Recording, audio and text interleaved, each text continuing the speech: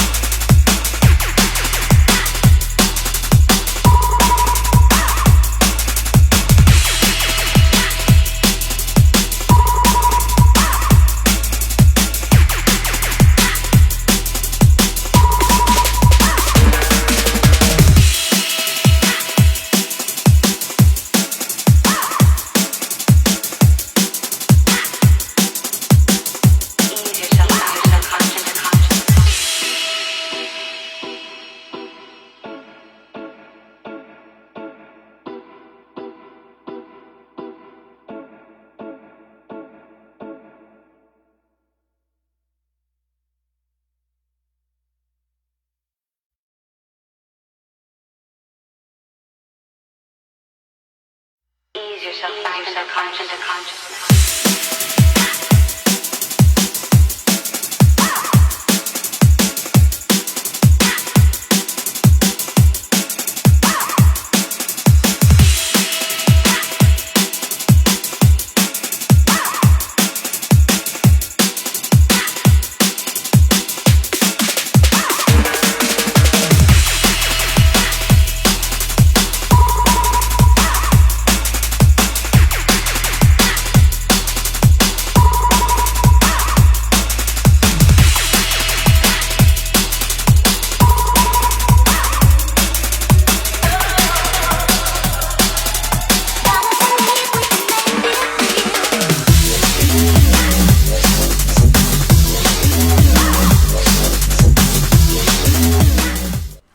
Yeah, what's up? Episode 77.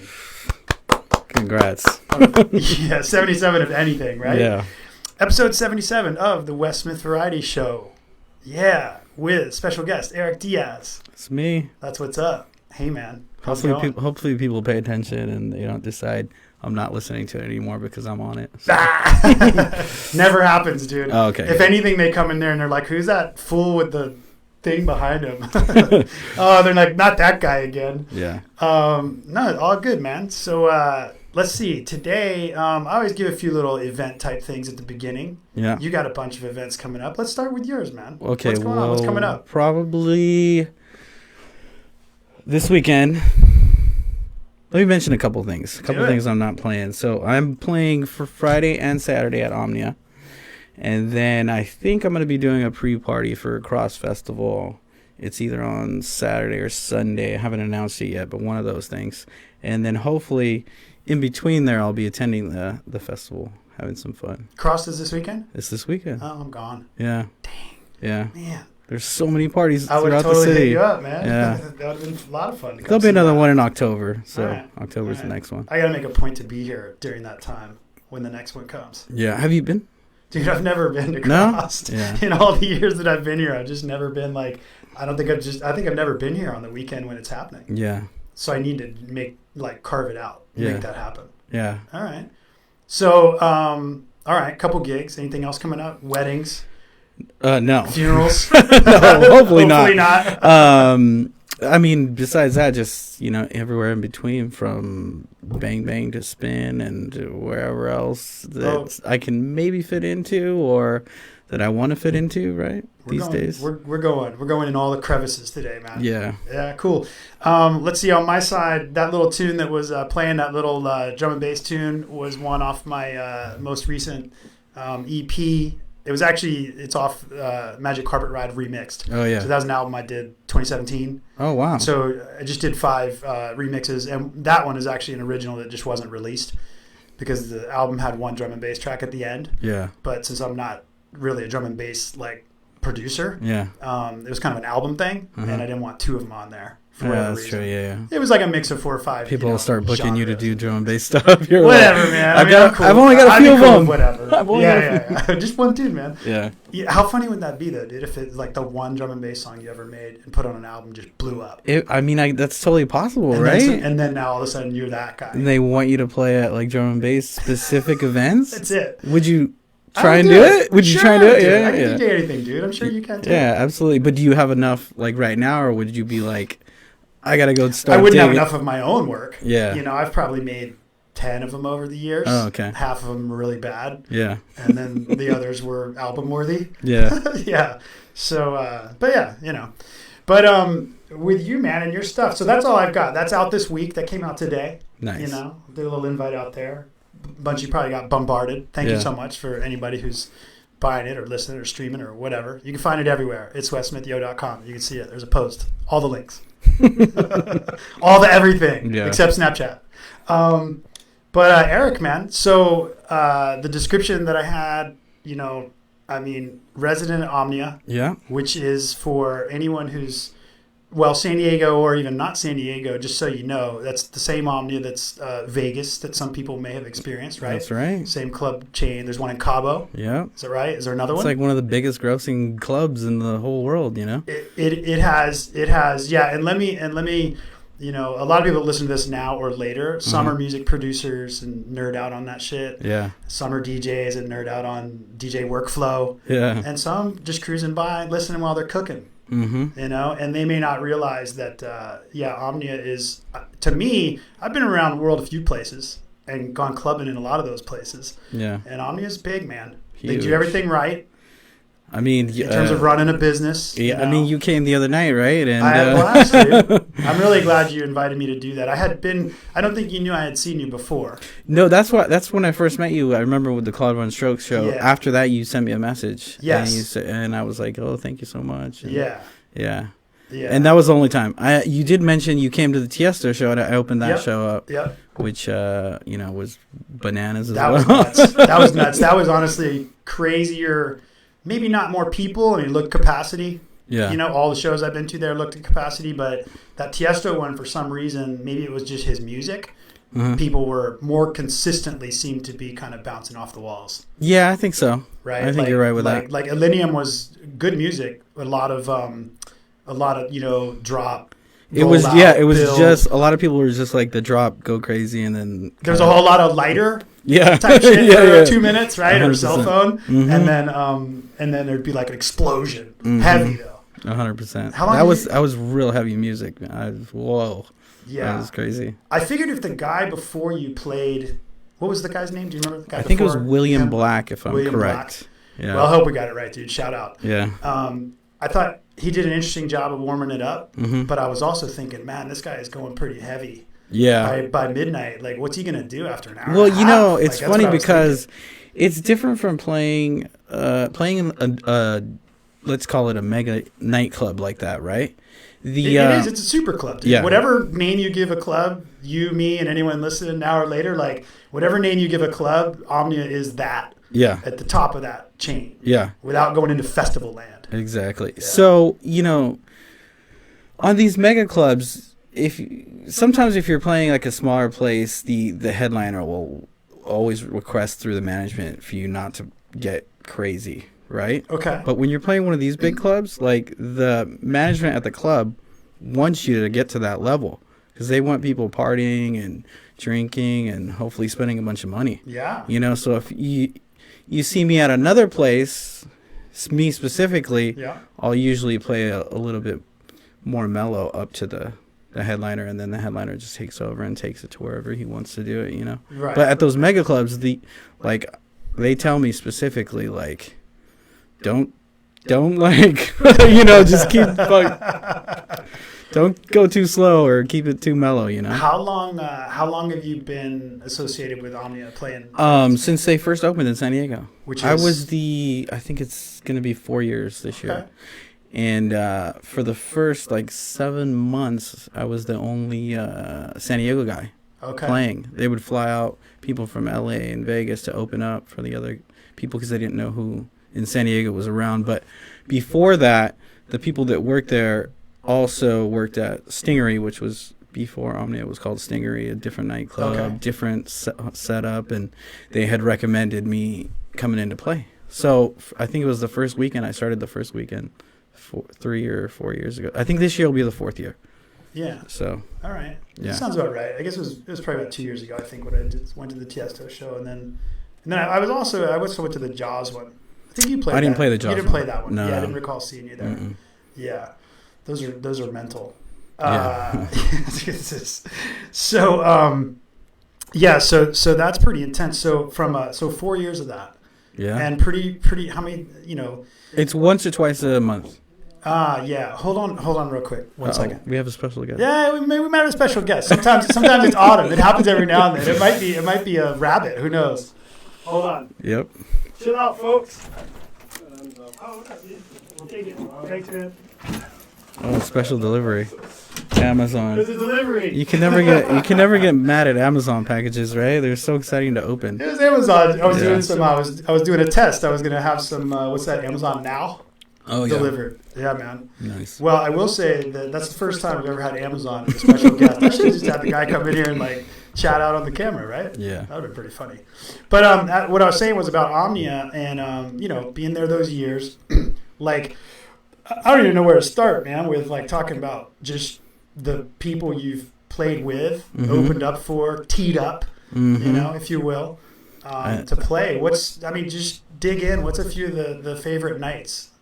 Or most memorable, right? Not to put any DJ on the spot. I don't play any music like this guy, but I thought he was one of the best there, and just had the crowd literally captivated, which was Porter Robinson. Okay. And he played stuff off of his album. I don't know if you're familiar with his stuff. I'm not. Yeah, but he was wow, I could generally pick out a lot of people's music. I'm I know that song, I know that song, I know that song. So for most of it, his stuff was all his originals and then just brand new stuff that I'd never heard before. And he was fantastic. That was probably one of my favorite shows. I played with Christian, the actor from Game of Thrones. Oh, Hodor. Hodor. Yeah, he's an awesome like house DJ. I definitely didn't find a picture of that while I was stalking you, dude. Yeah, he's just an awesome like house DJ, from deep house to tech house to vocal stuff. He's so great. But he's got the DJ booth. They had to build a stage for me to be able to get into the DJ booth, because he's maybe like 7 foot something. Oh man. Yeah, maybe he's I don't know, maybe like something close to 8 feet. Yeah. Yeah. So they had to put a stage so I could reach the DJ booth. Oh, nice. Well, that's an interesting couple picks: Porter Robinson and then the dude from Game of Thrones. Yeah. And then of course, I've opened for Tiesto and like pretty much any ton of the top 20 DJs in the top 20, whatever, top 100 DJs. Yeah, now, so I know for sure you play, I've heard the music you play a few times, and then I know for sure, like we were talking before, you play other clubs, just for people that aren't from San Diego.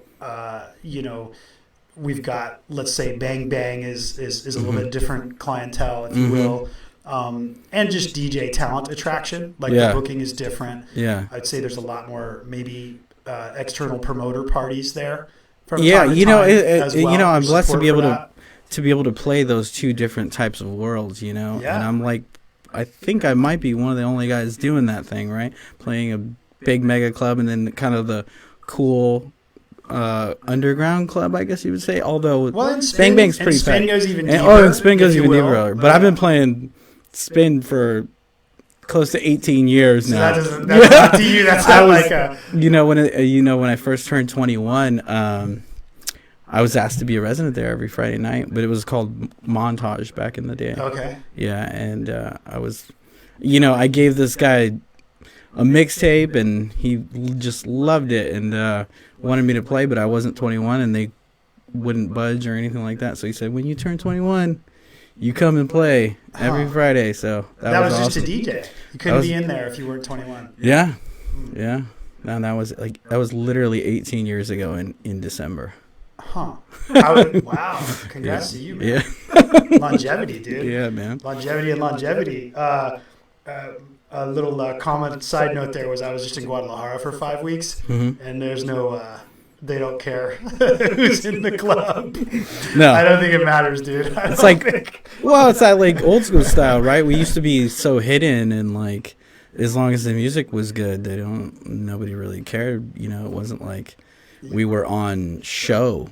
Yeah, once the rave came out of the warehouse, that was over. That was done for sure, man.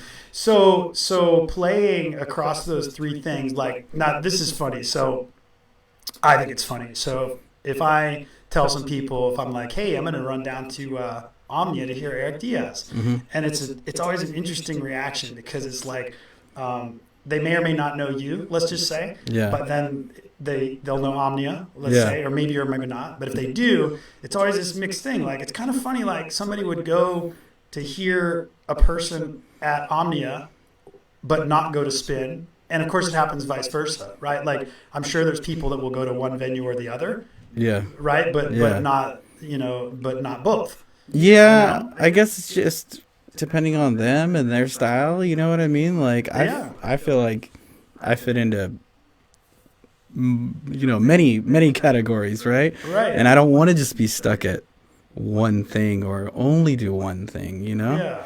But yeah, I think that's great as a DJ, man. Yeah. I mean, I think it's like kind of living the life, dude. Yeah. I've heard it, the same thing as well. I'll invite some people out and they're like, I don't really want to go to Omnia, but I'll go see you at Bang Bang, or I don't know about Spin. Like, what's it like over there? Yeah. So. Well, I've definitely seen people, because I kind of, I haven't been in San Diego 18 years, first of all, so I kind of ride the line, even in producing music of different genres. Some people may know me for one thing or the other, whatever. It just happens, right? And it's all good. I'll welcome all of it. Yeah. It's cool. Just anyone that's enjoying the music. But I've been to Spin before where people are like, I've seen them outside in line or something, or even some of the undergrounds, like maybe some of the stuff Deep End does, or some of the warehouse parties and things, Enter the Tech stuff. And every now and then some people will show up that just sort of found it maybe through the Facebook event or whatever, which is great. I think it's cool. And they're totally just like, is this place okay? Kind of thing, like, which I always think is pretty funny. But that's just the other reaction, right? Versus someone that goes to Omnia and realizes maybe first time when they get there, oh shit, I didn't know there was a dress code or whatever. Yeah. Right? I mean, yeah, it's a shock. It's such a big different experience. And, Omnia's out there to make, $20 million a year or whatever it is. So they have their way of doing it. Right. Yeah. And then there's other things around the gas lamp people can go to, Right. As to where Spin, it's kind of a destination. Right. Yeah. So you got to make that commitment. Yeah, that's where you're going. But heads up to everybody. They're all out there to make money. Yeah. Oh, yeah. Absolutely. They just some have a different way of doing it than others. But, but I do enjoy when I go there. I mean, like I'm not always up for the. I appreciate you guest listing me over there and whatnot as your guest the other night because I'm not always up to drop the cash. I never know what the cover is going to be, but like I remember Tiesto was a lot. People ask me all the time, and I have no idea what. I haven't paid to go to a nightclub in like 20 something years. So I think it depends, right? Tickets probably start at like 25 to 150 maybe a night out, right? And you get some early bird or you're in the points club or whatever's going on. They got all kinds of cool stuff, ways to not pay $75, let's say, or $60 or whatever. Yeah. I think we ended up paying like 60 when we went to see Tiesto just because me and Brian Despot, the guy that went, we were just like, for so long we had just been part of music and never seen Tiesto, and he came to Omni and was like, dude, we better go, man. Who knows how long this guy's gonna be around, man. 100%. And I was glad we did. It was well worth it. Yeah. So, I remember the first time I was hearing about him was when like John Digweed and Sasha were like the number one DJs in the world, like in 2000 something, and people were talking about this Tiesto guy. At the time, he played a lot of trance, which was I wasn't really into that kind of stuff or anything like that. Yeah, there wasn't much. He played a couple of his classics, I guess, when I was there at Omnia, but it wasn't a lot of stuff I recognized from back in the old school. Yeah, no, I think he's totally like switched styles. Yeah. What? Well, like speaking of going back, now that I know how far you go back in San Diego, now we can dig deep, man. Yeah. Like, what was the first nightclub you that was Montage? No, so the first nightclub I started playing at is actually where the Hard Rock building is now. So there's that side of it, which the club's called 207 now. It's downstairs. I don't know if you've ever been there. Downstairs bar inside of Hard Rock. No, never. No, so there's a bar. I've just been in the floor where it's got kind of the circle bar. The outdoor area. Yeah. So that's upstairs. Okay. So downstairs on the bottom floor, there's this club called 207. So before the Hard Rock was there, it was just a one-story building. And that's what's left of it. And that was called the Baja Brewing Company. And probably around... Let me get hopefully nobody yells at me for getting my years wrong or a little bit of info, right? Because it's been so long. Not the place to fact check. It's probably, everybody already knows that half the shit on here they got to go fact check. Yeah, so I want to say 97 or 98. It was probably like 98, I think it was. My brother, he's always been into like lighting design, and he worked for a company that did like festivals and concerts and private events, and doing lighting design. And at the time, he had his own company, and he was hired to do lighting design at this club. And it was downtown, and it was before. I mean, you can imagine what downtown looked like in 90. It was 98. It was a totally different place. There wasn't. I definitely had not seen it at that time. Totally different place. So imagine the big giant Hard Rock building was not there. Yeah. It's this one story, and all around there's parking lots and warehouses, and so there was a weekly electronic club there, and he was doing lighting for it. And one day, I would go out and help him out and load stuff in. Older brother. Yeah. Just a few years though. So.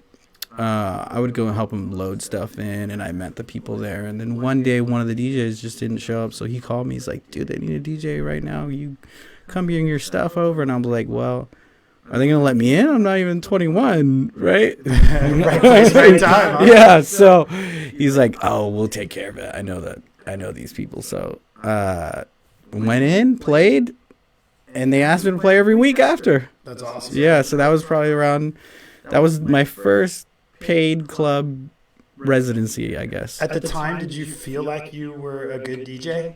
I had been collecting. I had worked at a record store and been collecting records for like so many years. I had never sought out gigs or anything like that. I had played a few gigs here and there, nothing on a regular basis though. But by that time, I wasn't nervous or anything like that. And I knew how to mix, and there was no problem. You didn't feel like you felt like you belonged there. It wasn't like oh shit. Yeah, no. How did I end up here? No, that was like literally my first gig. I played in front of 2,000 people. It was the worst thing, the worst experience ever. I was just like so scared. I was on this big stage. It was like at what party? I don't even remember the name of the party. I remember the location. It was at Soma when Soma was over by USD area and like Soma, the live music event. Yeah. Okay. And so before it was on Sports Center, it was over by USD, over in those warehouse kind of areas. And then before that, it was downtown, which was sketchy as hell. It was so scary. So scary. But so I played at this party. Same thing. I think it was the same thing. We knew some people, and my brother was doing lighting, and I was just there helping out. And I would take a little bag of records everywhere so we could do sound check and things for lighting and stuff. Right. And so they told me, hey, can you just play for like an hour or two? And people were there so early, and I was so nervous, and it was the worst thing ever. I'm sure when I'm done, when I finished, I was like, I didn't feel very good about my set, but I don't think anybody even noticed, Can you imagine, like, I was watching, I don't know what documentary it was, but it was with Martin Garrix in there somewhere, and the footage was of him doing his first Ultra Music Festival show. Oh, yeah. What is that, like 50,000 people? Which was literally like a year after he had done that song, it was Animals or something like that, yeah. And he's literally ready to throw up, dude, on camera. And he said he looks white. He looks just pale white. Like he's already like, Swedish or something. He looks even whiter or whatever, right? And I forget who it's either Carl Cox or I don't know, someone we've talked about, Tiesto. Somebody like kind of pulls him to the side. It's just like they show the three of them talking in like kind of the green room. Just started talking him down, and just go out there, man. They're all here for you, kind of thing. Yeah, dude goes out there and does a good job, but. I think he threw up right after he was done too. Yeah. It just like went into fight or flight mode, Yeah. But I think he was only like 20, or I'm not even sure he was old enough to buy a ticket. Yeah. No, I don't think so. But story. At least he, I believe, and don't quote me on this, but with all the production that goes into it's a all set, quotes. like I clip all the quotes out of here. They become fact on the internet. Man. But I believe, he's pretty rearranged. He's like, there's going to be 50,000 people there. This is kind of what I'm playing. He's playing a prime set. He kind of knows, probably. right? I mean, as to if where I had 50,000 people in front of me, what would you do? 100%. I would have. You would have Plan A. Of course. You would definitely have Plan A. I would. By this time, I already know like what works and what doesn't, right? Yeah. But it was like, one of his first. So he might not even know what's going to work and what's not going to work. True. So that's pretty scary. So, but I had a bag of 75 records, right? Yeah. And like, you mess up playing vinyl and, you can hear it. It's hard to recover, right? It's hard. That's not a quick recovery, dude. It's not a scroll, click, click. Oh, great. Next track that was almost the same as the other track. Nope. Not at all. Yeah, that's tough. You end up, you like bump it to the, especially if there's two tracks on the, one side, you end up bumping it into the inner or whatever, vice versa. Thinking that, this will work. Oops, it's some ambient or so bad up tempo thing, down tempo, whatever.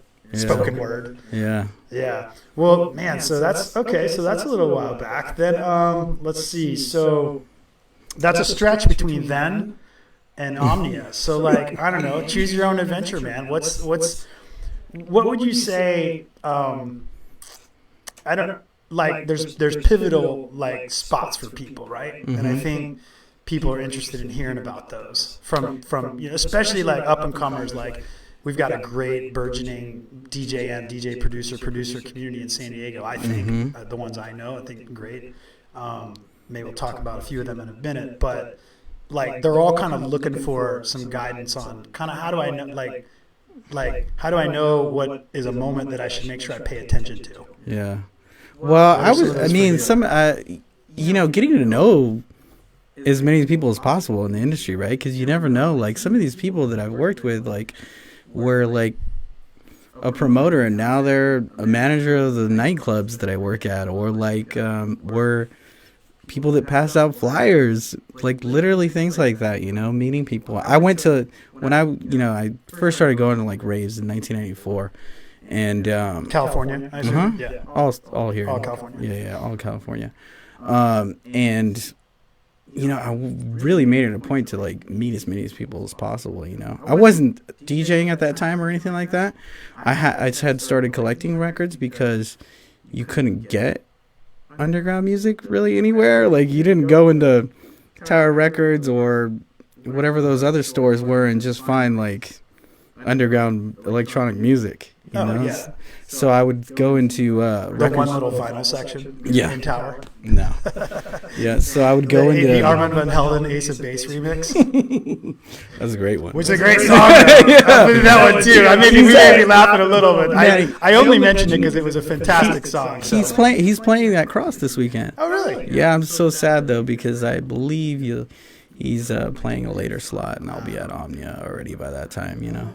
Maybe invite him over to Omnia. That's kind of his style. I mean, he's lately he's just been doing all his own tracks from early on to whatever the latest thing he's doing. He did it at the Sydney Opera House, didn't he? He had the Sydney Opera House invited him. Some orchestra in Sydney invited him, and they redid all his like classic house songs with the orchestra. What? Yeah. So he went. I don't even know if he DJ'd or what he did. Yeah, look it up online. That's crazy. It's real. It was a couple years ago, maybe, but yeah, at some point in the past couple of years that happened. Yeah. And he was like as blown away as you are, sort of right now with me telling you that. He was like, "What?"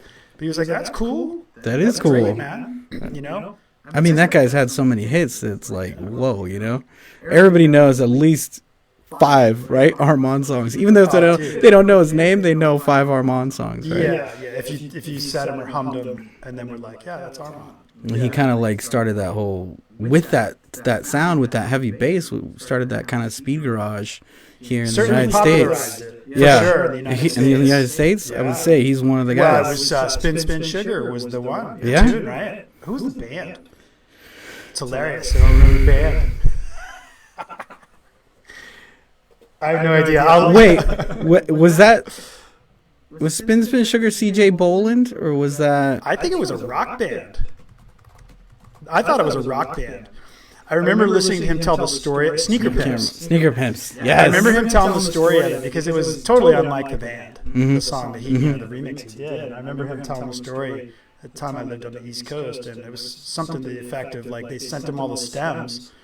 I think he had just done the Ace of Base, Living in Danger, right? And then so he was doing this one, and this was. They sent him the stems. And I remember telling the story, like listening through them and thinking, like, what am I going to kind of do with this? Yeah. And then he heard that bass line, and he said that bass line that became Speed Garage was literally the way it was on the stems they sent it. Oh, really? Because everyone thought it was like some magical invention, and I'm pretty sure, I'm almost positive this is the right story. And he was just like, that was like basically what they sent me. Wow. Was that stem, and I just put it in, I just did some stuff to house musicize it, maybe change the tempo, whatever, and ended up with that bass line. And that's so funny because that remix is way more popular than the original. Right? That's crazy, I don't right? think the band ever got popular. No, but that's why I think he was at that time, man. I think he was getting like $50,000 and stuff to do. I remember reading an article at the time. He was the biggest paid remixer. Yeah, it was heavy. It was like him and Deep Dish. Oh yeah, were getting the big fees for American artists. Yep, to do stuff.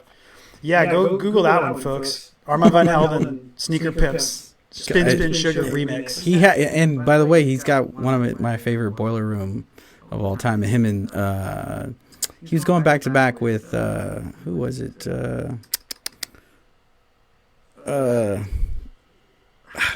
If you look up Armand on Boiler Room, dig deep into the club DJ brain. I know, man. It's too much stuff to pay attention to, right? Well, he was like on a level of, I would say, at least from my perspective at the time, I would have to say that in terms of publicity, all the shit pre-internet that you could do for publicity or get put on or whatever, I would have to say it was like him and Daft Punk, man. Yeah. Like he was like that level, right? Like, Yeah.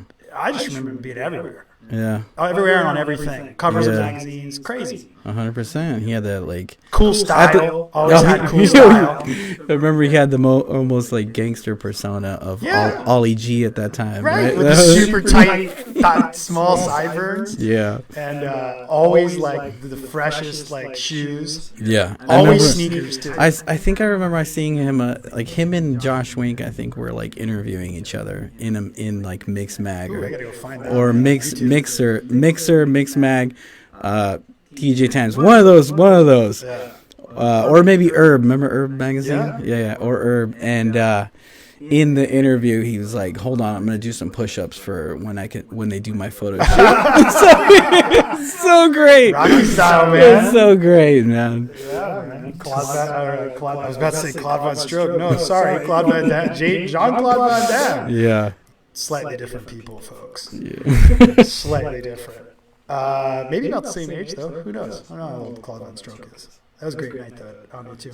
All right, so let's see that. So vinyl DJing was definitely your first. That was your first DJ gig. Oh, yeah. I mean, I was collecting before I even thought about being a DJ because I wanted the music, and I didn't even have a turntable. I was like, I'm going to get one.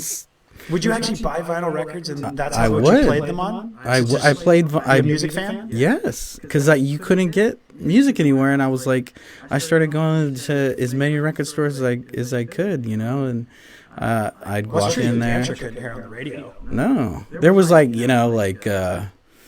stuff that kind of I consider dance music from like what is it, like Delight and like hits like that, and I mean, what else? There was like. I mean, there was hearing, Groove Radio, Swedish Eagles thing, was probably around the time, right? Yes, that was. America. Yeah. That was brought that you could get nationally. Yep. Right. Yep. That's right. And I think even that, So I would buy mixtapes, people's mixtapes, and I would buy records. And then I kept going to the record store, and somehow my brother came home one day. I don't know how he got a turntable. I think a friend of his gave it to him. He's like, "Check out what I got you." And it was a turntable, and I was like, "This is awesome!" I had no idea what the pitch control did, or I didn't really even know what 45 or 33. I was like, "Wait, what?" Isn't that the weirdest thing at pitch control when you have no concept of DJing and you look at it and you're like, "Why is that on here?" Yes, because you move it and it obviously does something, but you're like, "What's going on?" I had such a hard time. No one taught me how to DJ, so I finally ended up getting a second one. It took a while. How did you even know DJing was like a thing to do? Like, well, what was it that you saw? I went to, well, it was probably like 93 or 94. My brother, there was like a flyer. We came across a flyer, me and my friends, and it was this cool looking flyer. I remember this.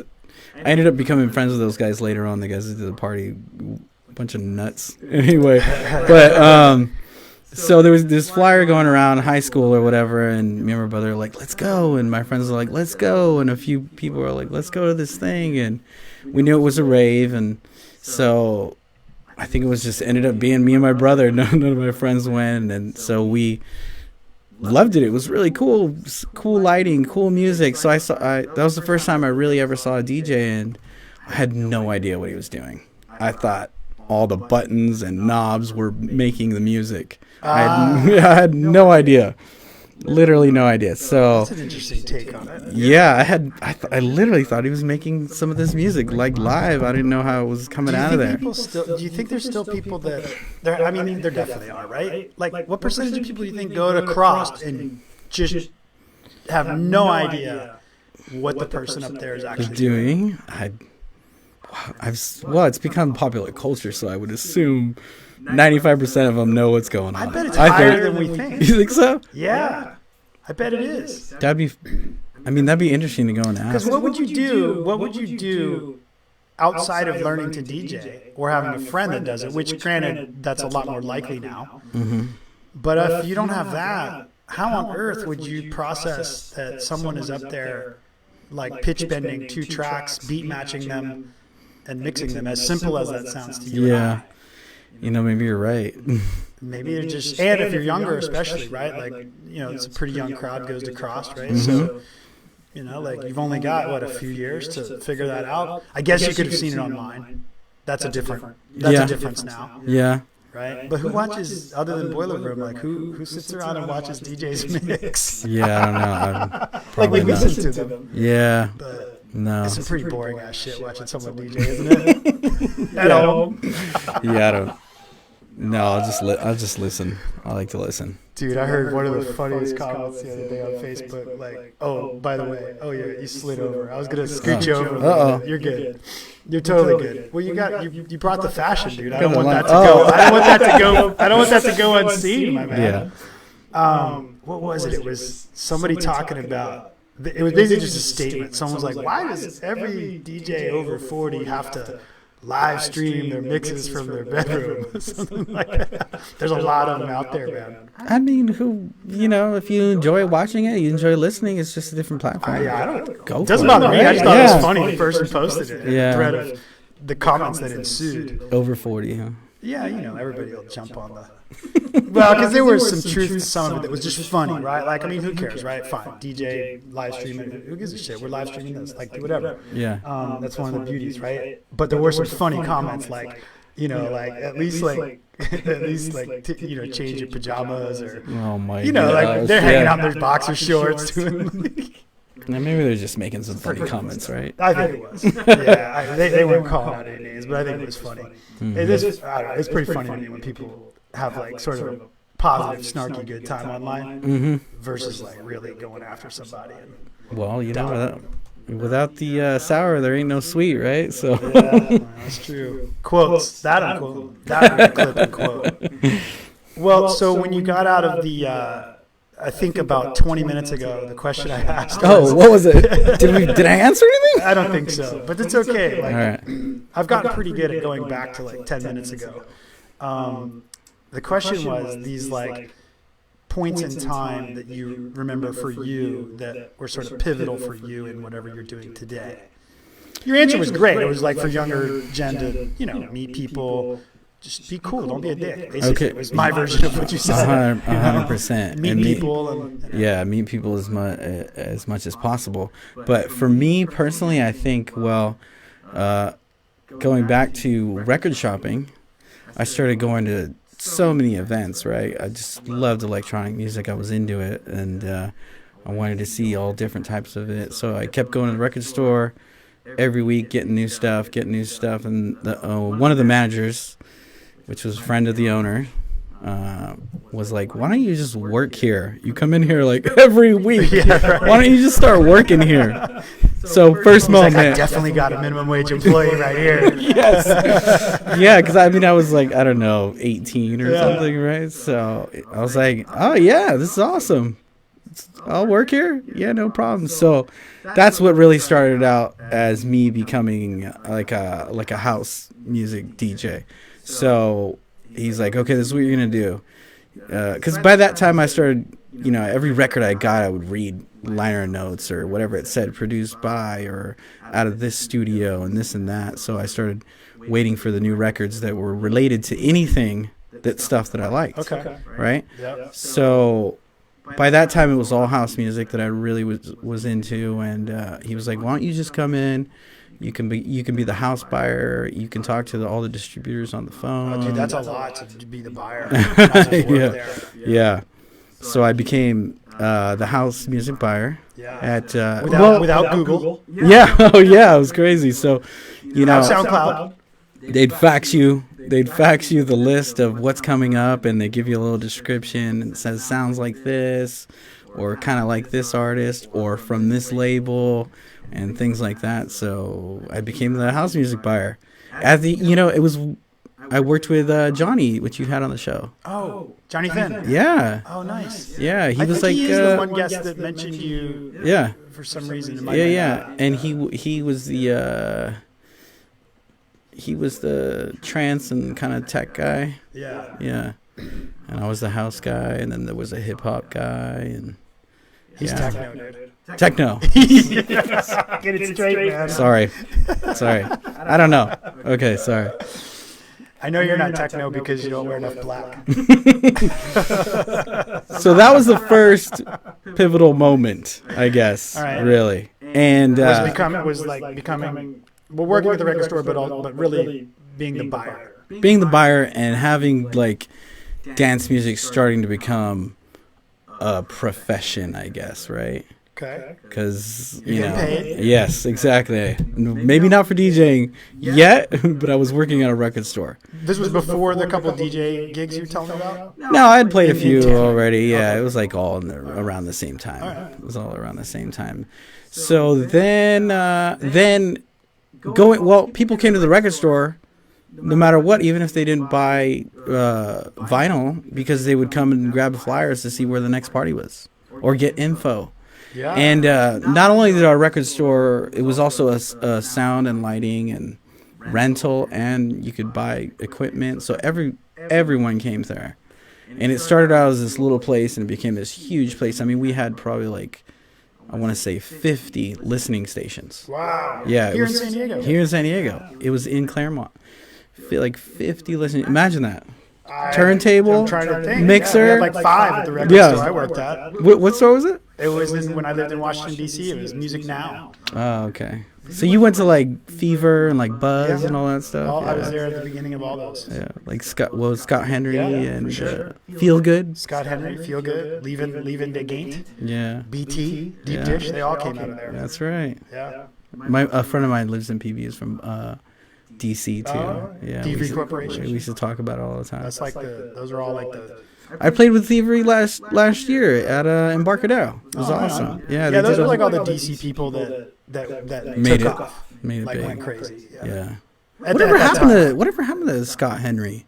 I remember he was getting pretty popular. Don't know, at one man. He point. just he never produced music, and I think that just was the thing that started to separate. Like And kinda remember, like stayed. if you're thinking about pivotal points, I mean maybe that's a good one to put in there. You know, it's like, you know, what year do you recall that was when the producer started to be recognized as a huge. performer? Yeah, wow. It's at least 10 years ago. At least 10 years ago. Because Diplo was one of the guys that was right on the beginning of it, right? I mean, he was always a pretty good DJ, though. He was. Yeah. Yeah. No, I'm not saying that in a way to slight those DJs' skills, Yeah. but where the producer, like you could certainly make it as a producer only, like you could Yes. get headline slots Yeah. from a big song, and in his case, if you happen to also be a good DJ. But like in contrast, for example, at least my recollection of history, we're getting history straight here today, Eric. Thank you. Like a DJ AM, for example. Like I don't recall him producing a lot of music, No. but wildly popular Yeah. in the sort of open format DJ realm, if not somewhat inventing it or popularizing it. I guess, in well, America. I guess when dance music finally started becoming okay to play on the radio, really is when some of that started happening, right? Yeah, because really, even in other genres like hip hop, there were no DJs that would get. I mean, like unless. Well, maybe the parallel is like if you were a hip hop DJ that was touring with the Beastie Boys, then you could get booked. Yeah, But that you was weren't about going to it. get booked as a hip hop DJ just making hip hop mixes. No, you're right. Right? Even Yeah. online, I still don't think it happens, right? Yeah. Like I had a buddy who, did you ever know John H? Guy? I don't think so. Remember him? You remember Fort Knox 5? Yeah. The group? Yeah. So Yeah, he wasn't originally part of it, but then he was their DJ and then got into producing as well. He passed away a couple years ago. I think I saw Fort Knox lightning a bottle a few years back. Yeah, I think Yeah, so. yeah. Yeah. So they have a DJ thing as well as a live show deal Yeah, that they have. yeah. But they were also from DC area. Oh, were they? Yeah. So that's how They had that's a how I really knew them in the beginning. cool, funky style, man. Like, they had Yeah, their own big thing time. going. Yeah. Big time. Very, very like their own thing. Yeah. It was a. Yeah, if you lived in DC at the time, you would recognize maybe a little more of like the roots of it, but it was definitely their own thing. Yeah. I feel like certainly at that time for putting out music. But they're a good example. Like John went and like John and like myself both, like we wouldn't get booked for anything as DJs, and then he through that whole thing ended up spending a summer or so touring with Black Eyed Peas. Oh wow. Then his DJ shit just went through the roof. Oh, that's funny. Yeah. It was like, boom! Yeah. Like, that's a pivotal moment. That's a pivotal moment. Okay, so go back to, let me see. Yeah, Pivotal moment. So then, so people would start, people would go to the record store to find info on where the next party is, Yep. So there was the info lines. People would call the info lines. To No find hashtags, no links. No. Call the info line, and hopefully they listed the party. If not, you would go to the record store and grab some flyers and this and that. So I started meeting tons of people, from promoters to DJs to whatever it was that people started going by there, and kind of built from there. So that was that one pivotal moment. Then I owned my own record store for a few years. Oh, you did? Yeah, What me was and the name of that? my buddy. I don't know if you've ever met Bert, DJ Palooka. He owned Siesta Records. I don't think so. Siesta Records was a label here in San Diego, so we became friends, and we were like, let's just open our own thing going. So we had a store downtown for like 3, 4, 5 years, something like that. Did the other store close, or was it So just like... at the time, they were getting ready to sell it, if I remember correctly. They were going to sell it, and they was very secret-y. They didn't want to tell anybody, right? Not even me. And I you heard could actually keep secrets back then. I heard. You can't keep shit. I heard, now. and I was pretty good friends with the owner and the manager, and I was like, okay, these guys are gonna leave. I don't know if I want to work for somebody else, right? Yeah. I was like, I'm gonna do my own thing, and so that's how we did. And then they found out I was opening my own record store. I was still working with them at the time, so they were all pissed at me, and I was like, hey, well, you guys are selling the record store. Yeah. You didn't tell me you were gonna sell a record store, right? Oh, like they were doing it and you didn't know. Yeah. Exactly. But it didn't, we're still friends to date, so it didn't matter. So I opened my own record store downtown. We found this cool spot on Market Street, and another pivotal moment. There you go. People would come to that store and started hiring me to play much more and more gigs. How long did you do that? How long did you own your own record store? Probably like 4 or 5 years. Oh. Yeah. All right. Yeah, and we moved locations like a few blocks down, halfway through, I think. I don't think there's any such thing as a record store anymore, really. Is No, it sucked because, we opened, and then like a year and a half, 2 years later, the MP3 was really starting to like, stores started opening. There was like, I think it was, before there was like the big ones like Beatport, but there was like Stompy. I think Stompy had something. Do you remember that store? No. Digital store. I never bought a vinyl. I never went to a music store in San Diego in my life. No, I'm talking about an MP3 online stuff. Oh, online stuff. So I I don't started opening. I think Track Source was one of the first ones as well. They're still around. Yeah, so they started getting more and more popular, and people didn't want to pay $12 for an import when they could just buy one song for $1. Yeah. So did you go through the scratch final scratch period? So of technology. What did you do So there? not only as a house buyer, but they want we sold equipment, so we would get commissions. So I kind of learned a little bit of everything. But I never had Final Scratch, but I showed everybody how to use it and demo it. You probably knew more than half the people that Yeah. bought it. Yeah, I remember I had this big round. That was like the first version, way before Serato, for this big round disc. The DVS Yeah. system. Yeah. It was like you had to like partition your hard drive. It wasn't very easy to use, and there was like tons of lag on it. Dude, I remember getting that thing, and I was like, this is a piece of shit. I was just like, this is useless. Yeah. I just thought to myself, like, this is like, it's just like, nobody's ever going to figure this out. Yeah. I And mean, I think I'm techie. at the time the CDJs didn't have like a jog wheel. It was like it's the first Pioneer ones. It was just stop, start. You can kind of speed it up a little bit. Yeah. But it didn't really have anything. I actually learned to DJ on a set of Denon, like, I think they were like 200S or something. Oh, they really? had the trays that came out. I would always the rack mount with the trays. That was for like a lot of mobile. Yeah, totally. Mobile, that's what I was doing. Oh, at the okay, time. okay. Big time. I built my own little rack with some 19-inch rails. That's funny. That's why I have this collection of makeshift stuff over here. Beauty. So that That was was my jam at the time. I can't imagine DJing on that. I showed, all kinds of equipment we would get in and we would sell, and we sold a lot of stuff, and I learned from different kinds of mixers to, I remember when I started playing on burnt CDs to the actual first CDJs that were like what we play on now. Like those over there. Yeah, what we play on now. People would make fun of me then, but I always wanted to stay up with technology and, Well, it seems like you definitely have a clearly genuine interest in music. Oh, absolutely. Because you're like, you're a fan collecting it and, treating like vinyl like rock music albums before people were even doing it. So that makes sense. But the tech part doesn't always come with that. Yeah. You know what I mean? Like, I was lucky enough that I worked at a record store and we sold tons of equipment, So there was like everything I got to play with, everything in front of us. We didn't sell any equipment at the record store I worked at. No. No, the other half was clothing. It was hilarious, dude.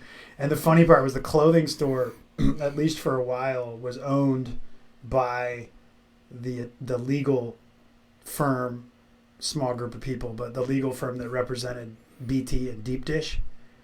Oh, yes, I remember those guys. Yeah, it was Karosh or Karosh, and maybe a couple others that were assistants. Those were but they owned the other half of the store. Yeah. That was my knowledge of what was going on at the time. Oh, wow. Because they all started from super humble, like many people, but, Yeah.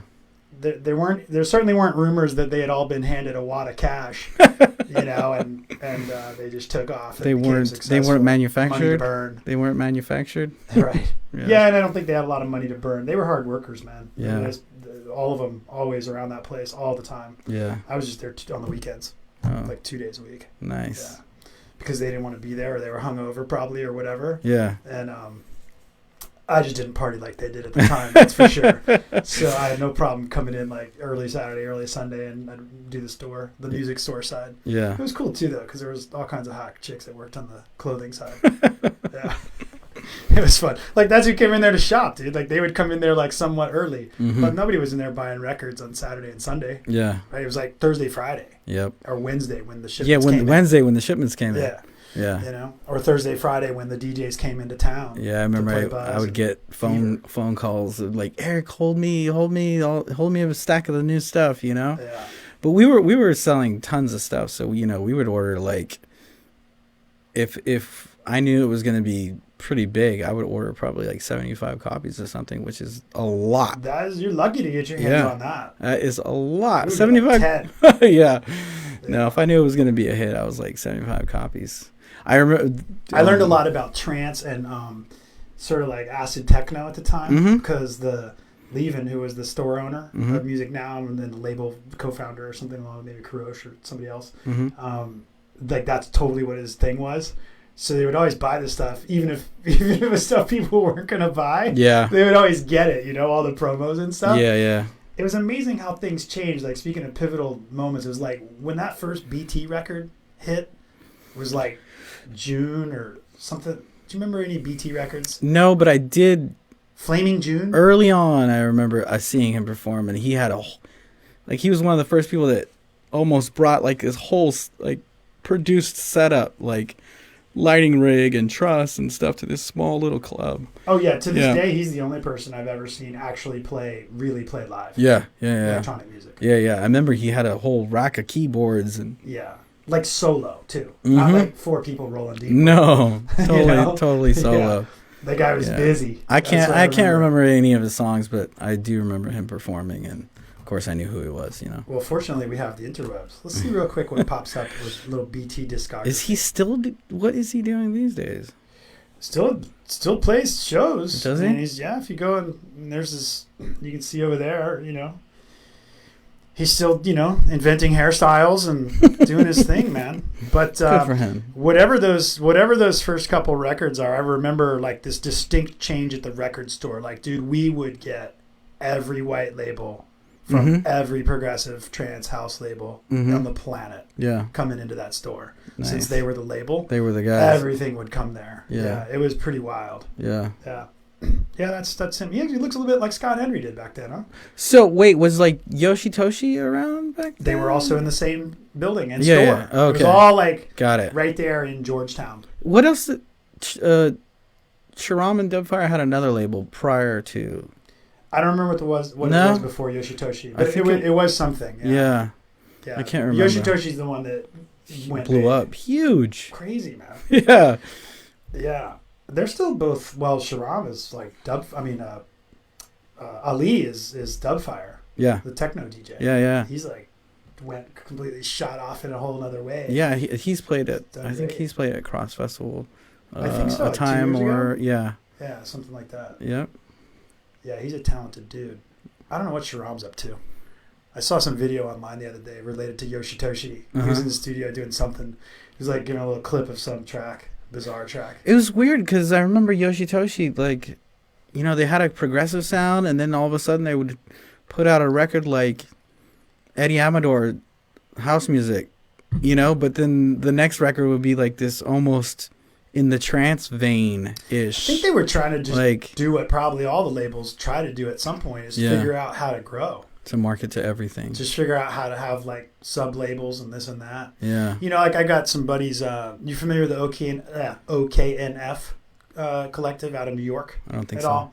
I mentioned them because I like them, but I played one show with them. But they, Clem Lee is kind of the guy that's, I'll call him maybe the curator or visionary. He's certainly one of the couple in there that's on top of things over there. And you know, kind of started as a collective. Then they started putting out free music, and then they got some traction. And now they've got, like I just saw the other day, they posted where they have to kind of split now between what they actually release, you know, as official on Beatport, and then like trying to juggle the Friends thing and like good producers but are up and coming kind of without a name.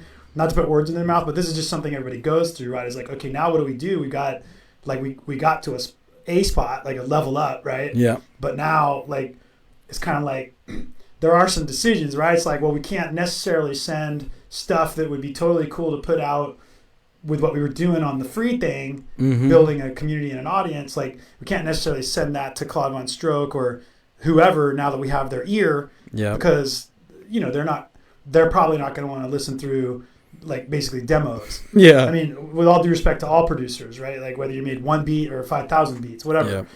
That's a tough spot. Yeah. you know?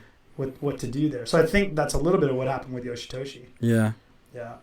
And I'm not sure, like, Dubfire just, that name, he had that name for a while. I had heard it before in D.C. area when I still lived there. So it's way back. Before they were a duo? Or were they always a duo? Well, he had it early before. on? He definitely had that name and DJ'd under it while they were Deep Dish. But just locally. Hold on. I think I remember just something. I think the label before Yoshitoshi was actually called Deep Dish, and then they used the name. Oh, it could yes, have been. I think that's what it is. It could have been. I believe that's what it is. Deep Dish Records. Well, I know the story. Yes, it's DDO. I can see the logo. I know the story. I know the story behind it was they were just they both immigrated, to get the right word. Yes, I think, to the U.S. and they like deep dish pizza, like oh really? Pizza Hut, deep dish pizza. That's where the name came from. I hate deep dish. I remember it in several interviews. It's like too much dough. So they were just like, "Oh, let's use that name." That's People funny. seem to like it. Well, there is some truth to that, though. If you pick a name that is like where the business isn't going to come after you, right, for competing with their name. Yeah. Like, and in the case of the underground, you could get away with that shit for a long time. Yeah. Right. Like 100%. so. That's funny, funny. man. Deep dish. You know, Diplo's name came from he was. This could be a joke, but it was out of his mouth that his infatuation with the Diplococcus dinosaur when he was a kid. Dude, I laughed so hard I had to go Google if it was actually a dinosaur. And it's a dinosaur? It's legit. So I don't know. He's kind of a joking guy. Yeah, he could have made that up later, but that's awesome. He's a pretty funny guy. I mean, what else could that have come from? Well, I always thought it came from like when I thought about what's like that name come Diplo from? go I thought down. Diplo, because he's definitely into a lot of like he's had periods where he's he definitely has like tunes that are fit for the strip club or yes, whatever, right? Twerking and so like he's Diplo. cool. He's like behind all that, so I just thought Diplo. Yeah. That's what I always thought it was. That's funny. The dinosaur thing. I was like, no fucking. Did way. you hear that, or that's what you just? I saw That's it what in you. a documentary. No. Where you thought dip low, where you know. Oh no, I thought dip low like women like dip to the ground. But like did dip you? Low. You just that's you. That's just, what I thought it was. It I just didn't came hear out of from nowhere. anywhere. It came out of nowhere. No, You because thought. I used to be really into Miami bass music. Oh and yeah. all those songs were about booty, scrub to ground, whatever. All of them. I was just looking that up the other day because I was like, whatever happened to Two Life Crew and Luke Skywalker and all that stuff? I know. I was like, what's he do? What are they doing now? The Miami bass. They're just chilling down there, gosh, making documentaries. That's so funny. Running Island Records or whatever they got going on down there. Yeah. Something like that. Yeah, I was like, so I kept going for like hours of research. I was looking the other day. Yeah. And then I came across, I remember it, Who Let the Dogs Out? Yeah. And it was like a Grammy award-winning song, Who Let the Dogs Out? I was like, who's on the committee that said we got to give Who Let the Dogs Out a Grammy? I'm like, did they think to themselves 20 years from now, oh, we're going to be okay with this decision of making Who Let the Dogs Out a Grammy? Yeah. song? I mean, I know. I mean, we'll come back to some highlight points of yours. I would. Right now, I feel like we need to do listeners justice and investigate this awards show thing, because the Grammys were this week, right? Yeah. Just this weekend. Oh no, the Oscars. Academy Awards. Yeah, Oscars. Yeah. Sorry, not the Grammys. The one for TV, not for TV, for movies. Film. Yeah. So that said, when you think about there's always a lot of opinions and shit. But first of all, I didn't watch them because I don't have a cable subscription. Yeah. And do you have a cable subscription? I do, but I didn't watch it. Okay. Damn you. I should have just been like, oh, can I borrow yours? That, first of all, is just crazy to me. That there's no way to watch like these. I'm not going to call them global events or world events as if they're important in that sense, right? But you're saying like streaming, like you can't just stream it somewhere? Like the Super Bowl. Yeah. It's a big damn event. Yeah. Like there should be a way for off-the-grid people to pay whatever, some way, $10, $50, pick a number that works. Yeah, but it's never done. It's never available. Like I would have paid probably $10 to watch. But like this, the so both of those are on like normal cable, right? Channels 0 to 10. If you don't have a cable subscription, you can't watch them. They don't stream those like on like. Nope. No way to get them, dude. That does sound crazy to me. Right? Yes. Dude, I have tried, and I'm sure someone now or later will be like, no, dude, you're technophobe and you don't know how to do it. No, dude, I've Googled the shit out of it. And there's always an article with like all the ways to watch whatever the big thing is, without being tethered or paying for a cable package. But all of them are like, they're things I've exhausted, which is, for example, subscribe to YouTube TV trial. But they won't let me anymore because I already did it like 3 times. I don't think I know anyone that does that. Yeah, because like the YouTube TV, I have some friends that use it for their, that's their source for commercial TV programming instead of like a traditional cable package. And so you can stream it over internet, and they do carry a lot of, ABC, NBC, local channels and things. But then there's always blackouts, this, that, whatever. Depending on the area. You would think they want as much viewership so they can sell those commercials to people saying... It is about ads, right? Yes, it's 100% about ads, right? Yeah. So no matter if someone's paying for it or not, like Coca-Cola is going to pay $1 billion for a commercial, I feel right? Like somebody could do the math, right? And figure out, okay, so we'll have one streaming option. And we'll try... And like, here's... Because someone's done the math on how much money they're getting... in terms of ads. Yeah. Of course, right? They've sold all the ads. Yeah. So they know. Like for the Super Bowl, for example. So they can do some kind of a math to quickly come up with, okay, so if someone doesn't have any of our entrapments, but is willing to pay for a one-shot deal, the value of those 2.5 hours for the football game is $100. Whatever. Fine. I might pay $100 if I was having a Super Bowl party or maybe just by myself. I might. I really wanted to watch that game. Absolutely. But to have no option whatsoever, it can't be that expensive. It can't be like, well, if we don't get 1 million people paying, then it's a loss. Like, it can't be. Like, how expensive can it be to stream something? Yeah. These days. No, it cannot be expected. It's a flip of a switch, right? I mean, so that's what's going on here, right? Flip of a switch. Totally, dude. Yeah. Totally. We started this, episode 1. I've had several people kind of co-host with me and do other things over the 70-something episodes. But when we started, the mission was to have zero cost other than the internet bill to do the show.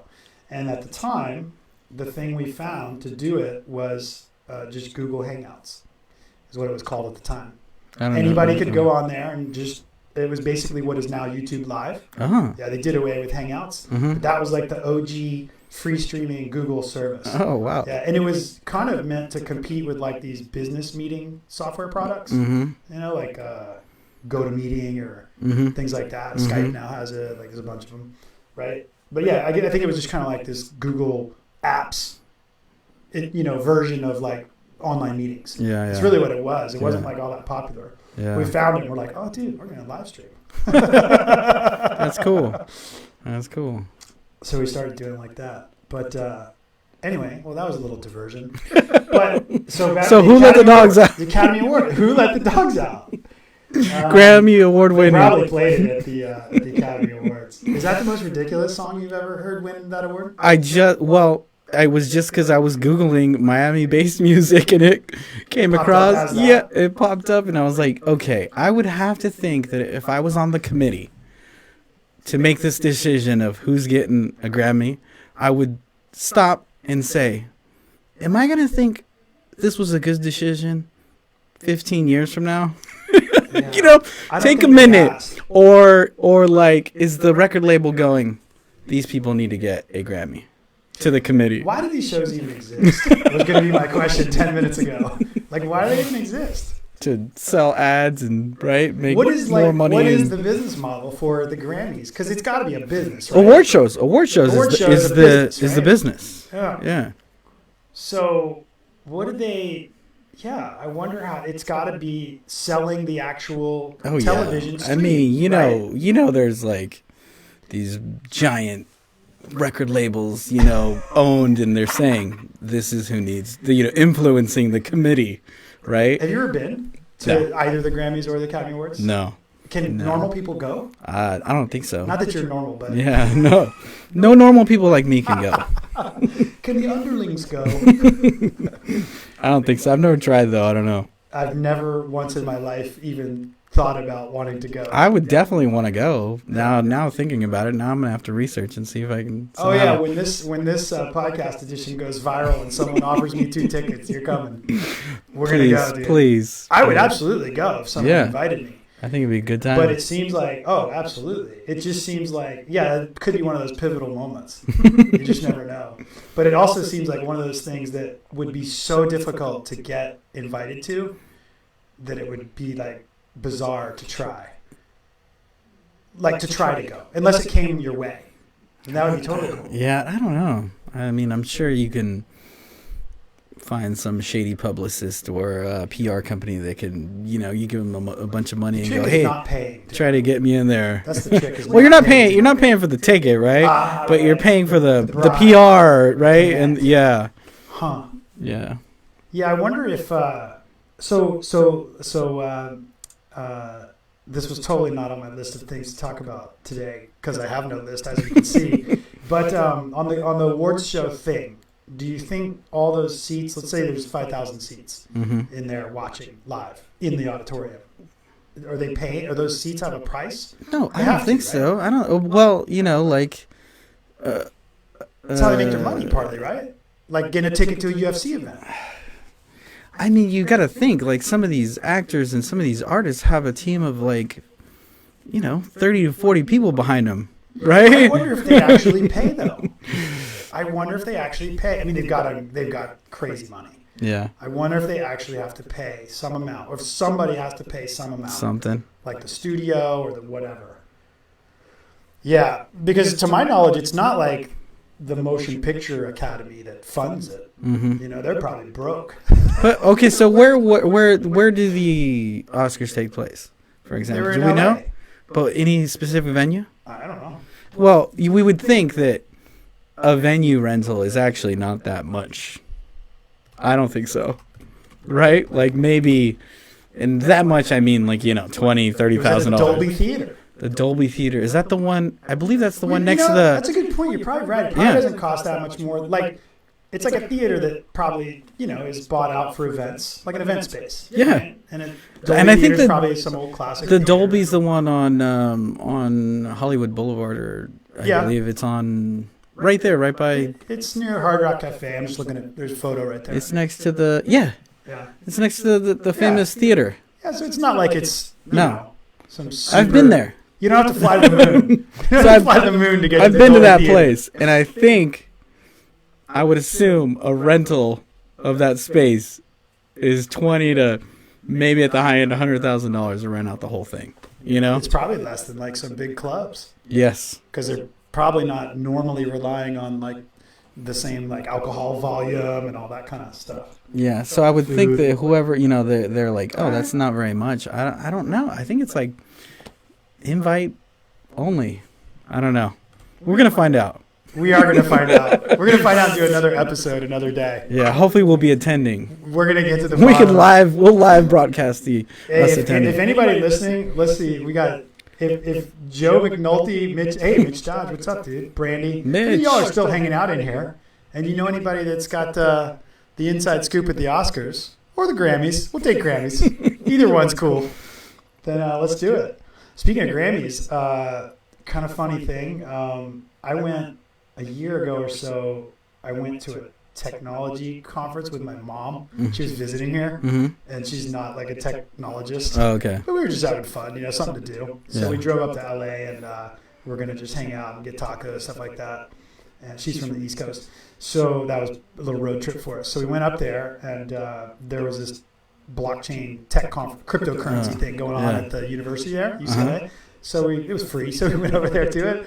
But the randomness of it was that the Matt Sorensen, the drummer for Guns N' Roses, was there. Was he the speaker? On the panel. Oh, he was? Yeah. And he's an expert on something? I don't know, dude. Oh, or was he? He was like part of the a face, project. The face of something. He was part of a project that was trying to do something with music and blockchain and music and crypto. Oh, okay, yeah. It made sense, the reason he was there on the panel.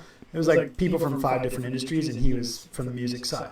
Yeah. So a lot of what he was there doing was explaining what's broken about the music business, you know, from a person who obviously would know standpoint. And then there were technology people talking about different ways to maybe that'll change over the years, whatever. But without getting into those discussions, it was pretty funny, man. And I was like, oh, Jesus, you know, that's cool. He's on the panel. He's probably just going to leave. You know, he hung out the whole time. All day. And mom's like, oh, that guy looks cool. She's like, he's the coolest looking guy on the panel. So there's like a lunch break. We're just hanging out outside. He's just standing out there, dude, like looking like he's ready to go play a show. Yeah. And mom starts talking to him. Rocker. Total rocker. Yeah. My mom starts talking to him, takes help pictures with him. It was pretty funny, man. Yeah. Really nice guy. I went to the NAMM show a few weeks back, and oh my gosh, there was so many rockers. Like, I didn't know who anybody was, and I wasn't really paying attention, but you could just tell there was the dudes like all done up, like.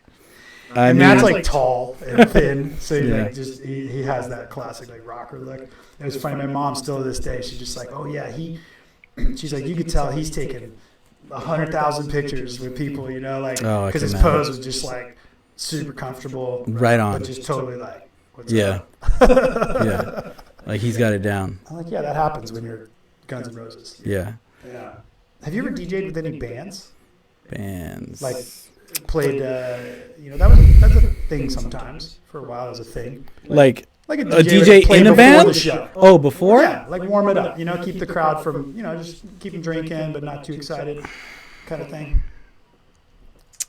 I mean, I've played lots of festival type things where there's bands at them, but I was playing the dance stage or whatever you want to call it, not directly open. Well, you had some hard rock. I mean, I know hard rock isn't all just hard rock, but that's what made me think of it was that venue, you know, has some bands flow through. So not that I can recall at the moment. House of Blues, you played there some? I played there a few times. They're a band kind of.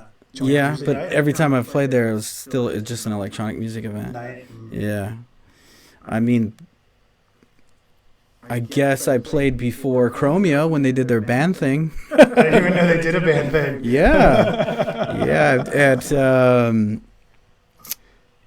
when one of their like second or third shows here in San Diego. They played at what's Basement now? You know, Basement, the nightclub. Yeah. It used to be called Below before that. Oh. And so Boy, they really stress hard over the names for that place, didn't they? Holy shit. East Street Alley. Below. First it was East And Street then Alley Basement. because it was on East Street. Uh-huh. It was a shady little alley.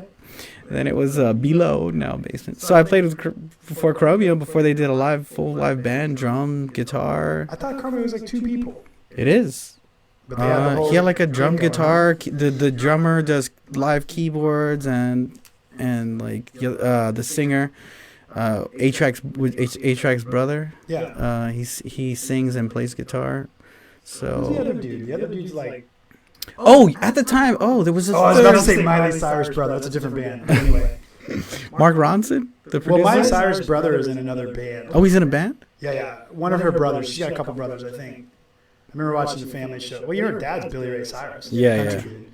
No, one of her brothers is in like... It was like one of the super hipster bands that came out of New York. Oh, really? Like 10 years ago. Oh, Yeah. I had no idea. Yeah. It's good. It's good. He's a singer. So that was the only band I can remember. So they at that time they had a guy and they did a 3-piece drummer.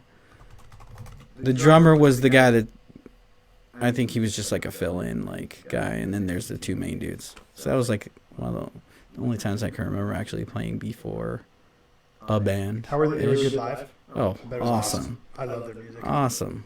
Metro Station was the name of the band. Oh, I don't know Miley that. Cyrus' brother. Never heard of him. Yeah, they had a huge, like, I would call it teen, almost bubblegum pop crossover song. Yeah. I'm sure that's not what they meant for it to be. But like we were saying, maybe before we went live, sometimes you just get what you get, right? Yeah. And you're happy about it. 100%. Yeah, it was like a real, like, bopping, like, Yeah. we do it like this and we do it like that. Something. I think those are the lyrics to it. That's Yeah. funny. Oh, is that him? Yeah. Whoa. He's all tatted up, dude. That He's is like, not what I pictured. Nah, Yeah. he's a rocker, man. I think, I don't know. I mean, it seems like maybe, he's sort of stuck in the hell of one song, defining him, which is always tough. Yeah. But I don't feel bad for him at all. At least he got somewhere, right? He made a little money. Yeah. Probably got an award or something for it. Grammy. Yeah. All right, so let's go. Let's go pivoting again. So Yeah. wait, we had.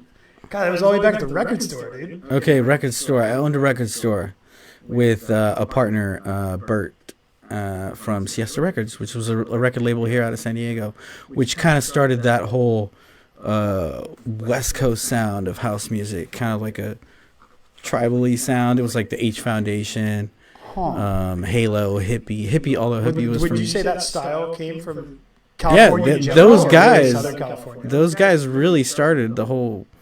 It was like a kind of a West Coast sound. Everybody got into for a few years. Was Bay Area in on that as well, or There was it a people, different sound there was down people. here? No, there was people like DJ Buck. I don't know if you remember him from the Bay Area. Hard Kiss was Well, Mark Farina, like that's what I knew on the East Coast. What about the Wicked guys? Yeah, and Wicked Crew. Garth Garth kind of yeah. had that like rolling tribal kind of sound with a lot of like echoes and like reverb. And the Dub something sound system. Dub Tribe. Dub Tribe sound system. Oh man, Yeah. Dub Tribe. Yeah, those were like the headliners on the East Coast that made it over. Yeah. They rode the boat. Yeah. So that record label San Diego really like became huge, and a couple of the guys and I ended up being roommates with What was the name of it again? it's called Siesta Records. I remember it now. Yeah. I remember getting the records at the store. Yeah. I wasn't really into It music became at the a time, but I big- remember the label. It became a real big label. Okay. So me and him became friends, and we decided to end up starting a new company called the label was Siesta Music, and then he and I teamed up together, and we started Siesta Records Okay. because the label was so popular that the name would be easy to promote. Okay. Yeah, so we used the name, and Ah. so I had that for a few years, and then by that time I was playing regularly, like everywhere. Why'd you shut it down? Why'd you? Oh, there was why'd just you no end more. the- There was just no more money in it. It was just like staying open. Like, I mean, it was always like paying for itself, but it was almost more of a hassle.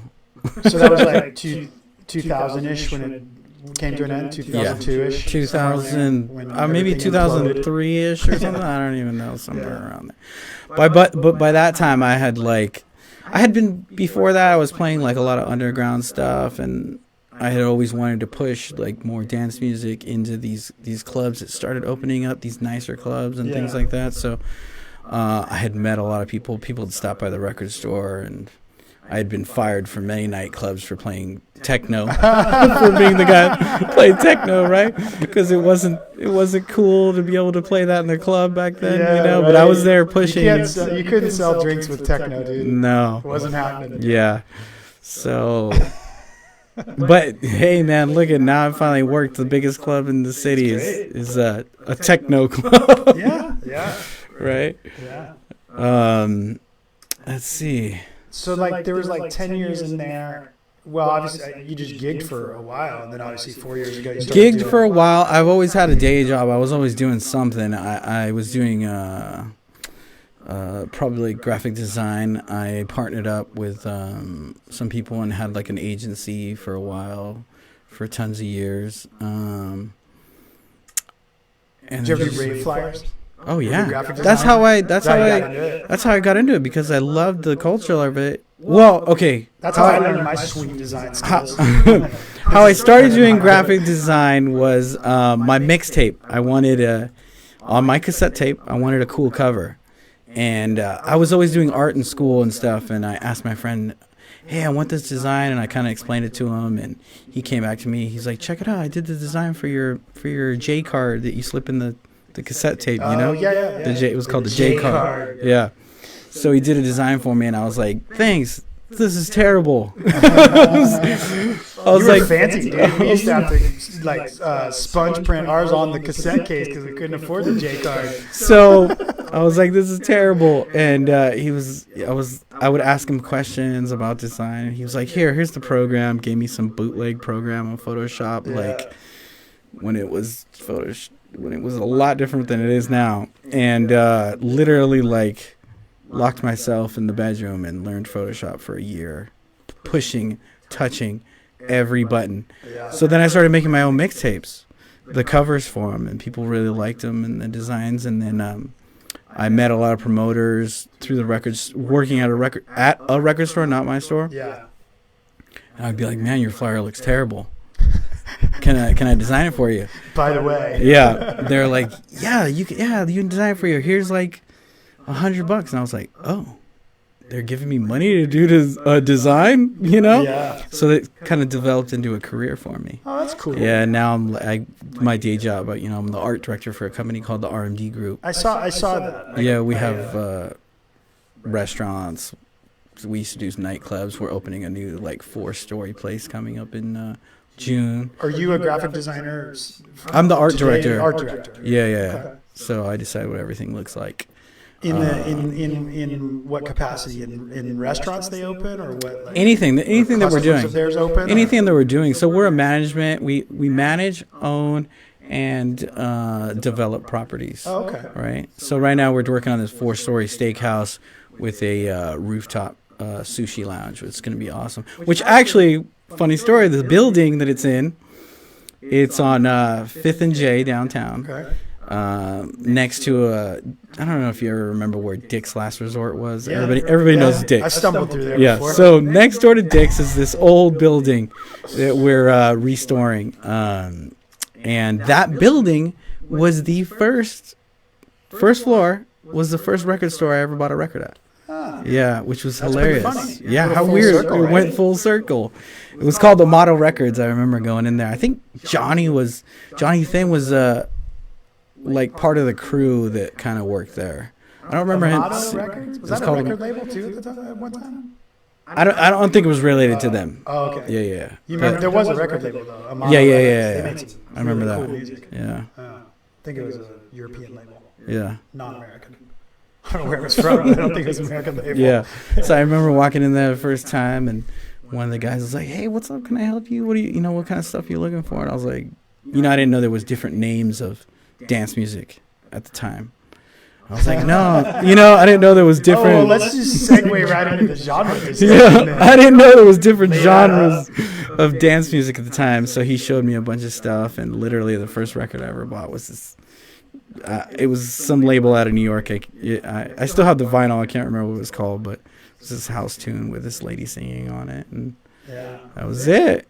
So I took it home and waited a year before I could listen to it until I got a turntable. Yeah. So there it goes. I mean, full circle with the building. That's pretty funny. Yeah, that's cool. And you probably have some crossover between you meet people through the creative director type work. Yeah. That are obviously. Yeah, I mean, I've done artwork for tons of other people, from like Steve Angelo to Morgan Page and. Like for their for music. Yeah. Huh. Yeah. See, this I would not have known. Yeah. It only took me like an hour to uncover the I've done some stuff known factoid in that. for like Seven Lions, and I can't even recall who else. Do you have like a collection of? Would you say you have amassed a body of work related to? Say, yeah, I mean, I used to have a portfolio up, but then I was doing after the record store. I was really making a decent amount of money doing design work for everything from restaurants to hotels. I remember I landed this hotel deal, and I was like, "Whoa!" You know, I was like, "I don't have to." I don't really have to work. Corporate people have a lot of money. I was like, I don't have to work for anybody anymore. So then I hired somebody, and I had like 2-3 employees, and then the business just kept growing and growing. And one of my clients was the RMD group, and I was doing all their stuff, their nightclubs. They've owned like Flux, they've owned F6, they currently own Sidebar. Have a couple other restaurants, Rustic Root, I can't remember off the top of the head, a couple other things, and then some stuff we have in development. So they became a huge client and really ended up becoming really good friends of mine. And the business for me was like, I really love doing art, and I was doing too much invoicing and like with your own business. Yes. Yeah, once you hire people, it all goes to shit. So they came to me and they're like, man, look it. You're doing so much for us. We love you. We're at the point where we got to hire somebody or let's make a deal. Yeah. Right? So we made a deal and I became in-house for them. And I still do tons of outside work. Cool way to do it, though. Yeah. And I mean, I brought my employees over. That was part of the deal. That's and nice. Yes, I didn't want to just be like, see you guys later. Yeah, no. I made it to the top. Yeah. Thanks. And so, I mean, it's great, you know, like, I love it, you know, being. That's a pretty cool. That's probably a pretty cool way to do it. Kind of plug in to where they take over the, whatever billing and ARAP, quarterly financial statements. Yep. Taxes, just getting everything, prepaying, making sure everything's legal too, right? Yeah. So it's crazy. Clearances for things, of course, when you get into doing that kind of stuff. Yeah. Yeah, and things like that. Well, that's really cool. That's a cool balance. You're not too far from, it's not like you're doing like I don't know, the grocery business or something. Oh yeah, no. Where your mind is at a totally different place all the time. I always knew somehow I'd be doing some type of art. I mean, my father owned a bar in OB for like 20 years, and I would always go and like he had this big window, and I would like literally do the typography for the specials and stuff, right? So always, I mean, he was an artist as well. He's the one that first taught me like how to do some lettering and stuff. I'm blown away when I see people actually do those chalk signs. And I'm just like, shit, man, someone took the time to actually draw that. Yeah. Like sometimes I have to go up and see if I can peel it off just to see if it was like, wait a minute, this looks too like legit. Like this is chalk. It's like, oh, it's chalk. Yeah. It's pretty. That's pretty intense, man. Yeah. So I mean, it all goes back to literally the first rave flyer I ever saw. It was this cool thing, and it was all bright, and it had like this 3D text, and I was like, "Oh man, that's what got my attention." Because I was those, right. If you could make 3D text with reflections on it, yeah, you're definitely the best flyer maker ever for Yeah. the rave scene, right? Yeah. Yeah, but they don't. I don't think any of that stuff gets printed anymore. Does it really? Be much? Not the types of places I play at. Yeah. It's like it's all online. Yeah. Which is kind of funny because you used to have to, maybe you still have to design for print. Because it's Yeah, we still do. different. We still do have like to design national for print publications and things Yeah. like that for like restaurants and things like Yeah, that. if they have But to have something that's going to go into print. Yeah. A little bit different thing going on there. Yeah, that's cool.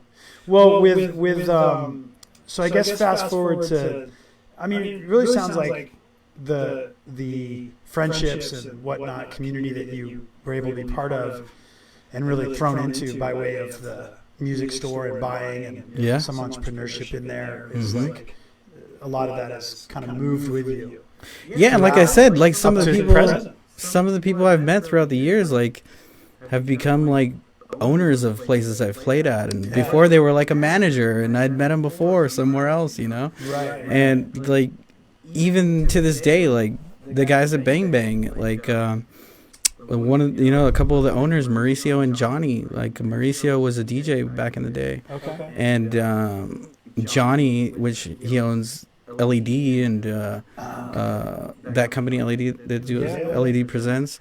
Like he was coming out. If you haven't seen their name in San Diego music, Yeah. you're something wrong with you. He used to come out to shows that me and my friends were DJing at. Oh, right on. Yeah. Oh, that's really cool.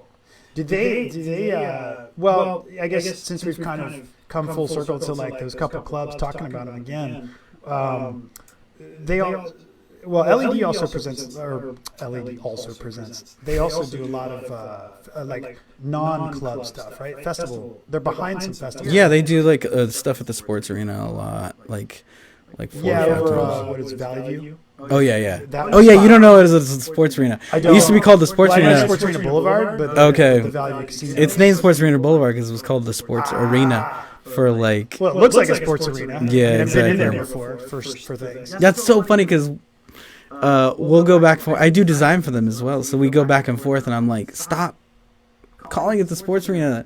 The younger audience has no idea it's called the Sports Arena, and they want to put. I mean, that's how I knew what you meant. Yeah. Mostly because I drive to Home Depot over there Yeah. and go buy it. Yeah, but I mean they're doing huge stuff, and then the Fingers Crossed guys, Yeah. like big stuff as well from Cross Festival this weekend. Are they? Help me clarify a few brand names here, I guess. So obviously there's LED Presents, and I see their name on stuff. And sometimes They do like the sometimes harder stuff. They'll have like dubstep DJs to like big electro house DJs to like the harder stuff. And they seem to have a lot of their club nights at Bang Bang. Yep. Okay. Mm-hmm. And then Crossed is separate or sort of. Crossed is a company. Fingers Crossed. Yeah, was the company name? Okay. Mm-hmm. And they're all like house, deep house, techno. Okay. And they do stuff as Bang Bang at Bang Bang as well. And they're doing stuff at like Spin, and I guess so does LED does as well. Yeah, they do as well. Coming up, that's LED Presents. That's Yeah. at Spin, right? Yeah. Yeah. No, I see that. I see them promote at several venues, and then Fingers Crossed at several venues doing things. And then Omnia does. It's literally like I get hired in house through Omnia, not through any promoter or anything. They do. I don't- They're all self-performed. Right? Yeah, they do have promoters, but the promoters have nothing to do with any of the talent or anything like that. You know what I mean? They're strictly like back to promoting, right? When you say nothing to do with the talent, what do you mean by that? Like, are Well, they there don't- other clubs that do? Like, there's some association. Well, Well, like I've Bases, seen- for example. I don't know. Like, is the promoters there also DJ? Is that the kind of thing? I haven't played there in a while. Well, sometimes like the promoters will take over and it's their night, and they decide who's playing. Oh, in that sense. In that Yeah, sense, yeah, yeah. as to where like Omnia Like is buy out the club, Yeah. or do the barman, whatever, Exactly. guarantee type thing, and Exactly. they're in charge of making the night run Yep, or lose their money. exactly, whichever. exactly. Yeah, they don't do any of that. I don't think at Omnia. No. I mean, I'm already booked all the way till July right now. Oh no, now I understand what you mean by that. Yeah.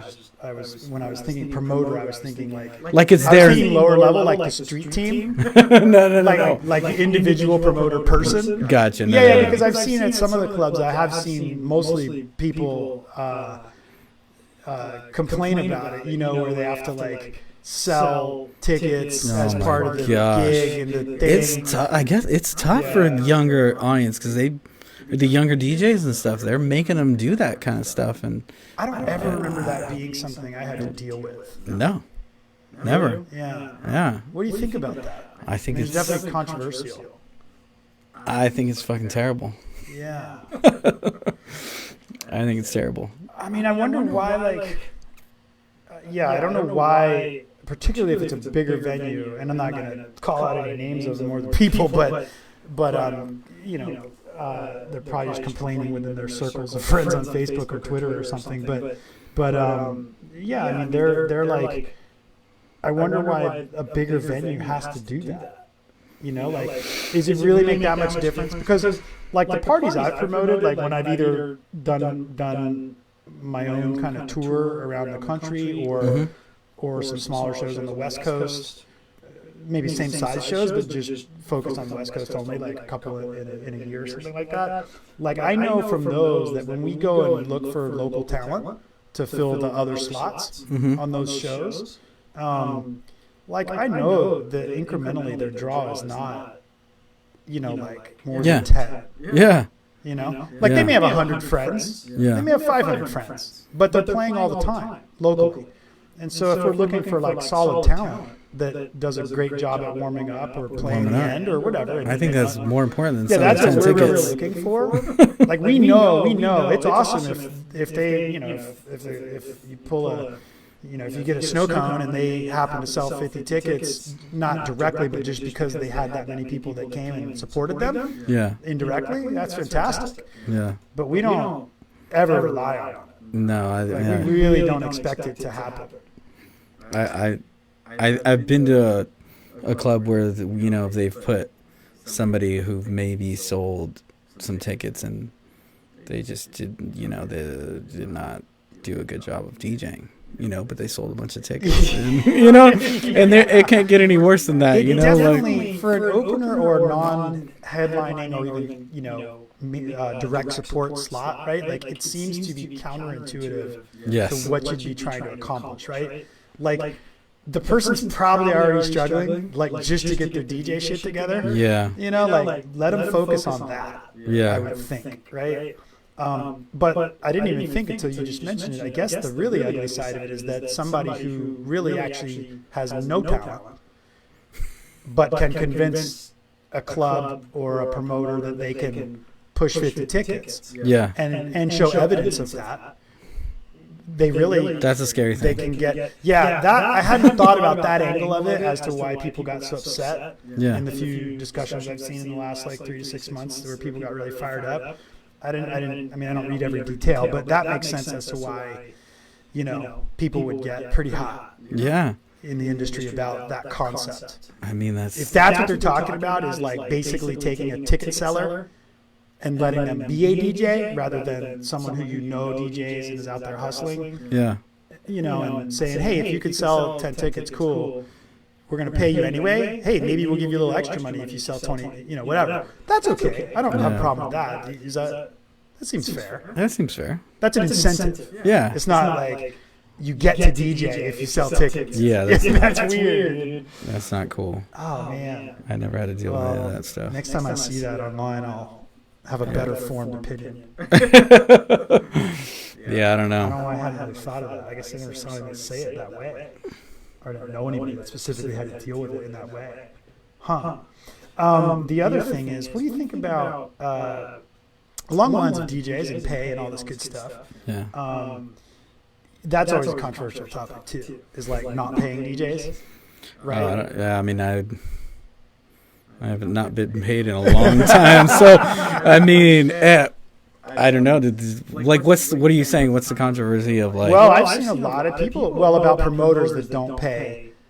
So let's say, you know, obviously everybody thinks their night's going to go great. Yeah. Probably the most common scenario is, okay, night doesn't go great. And so the last people to get paid, if they get paid at all, are going to be, quote unquote, the least important in terms of let's call it in terms of font size. Yeah. That's a polite way to put it, right? Because I ain't judge somebody's music, but somehow or other, the font sizes are different, and you're at the smallest, and then you don't get paid. Well, see, that's why it's really transitioned in from out of playing underground parties or something that relies on stuff like that. Now I'm like going to a place where everything's perfect, everything's set up. I can get paid ahead of time if I really wanted to.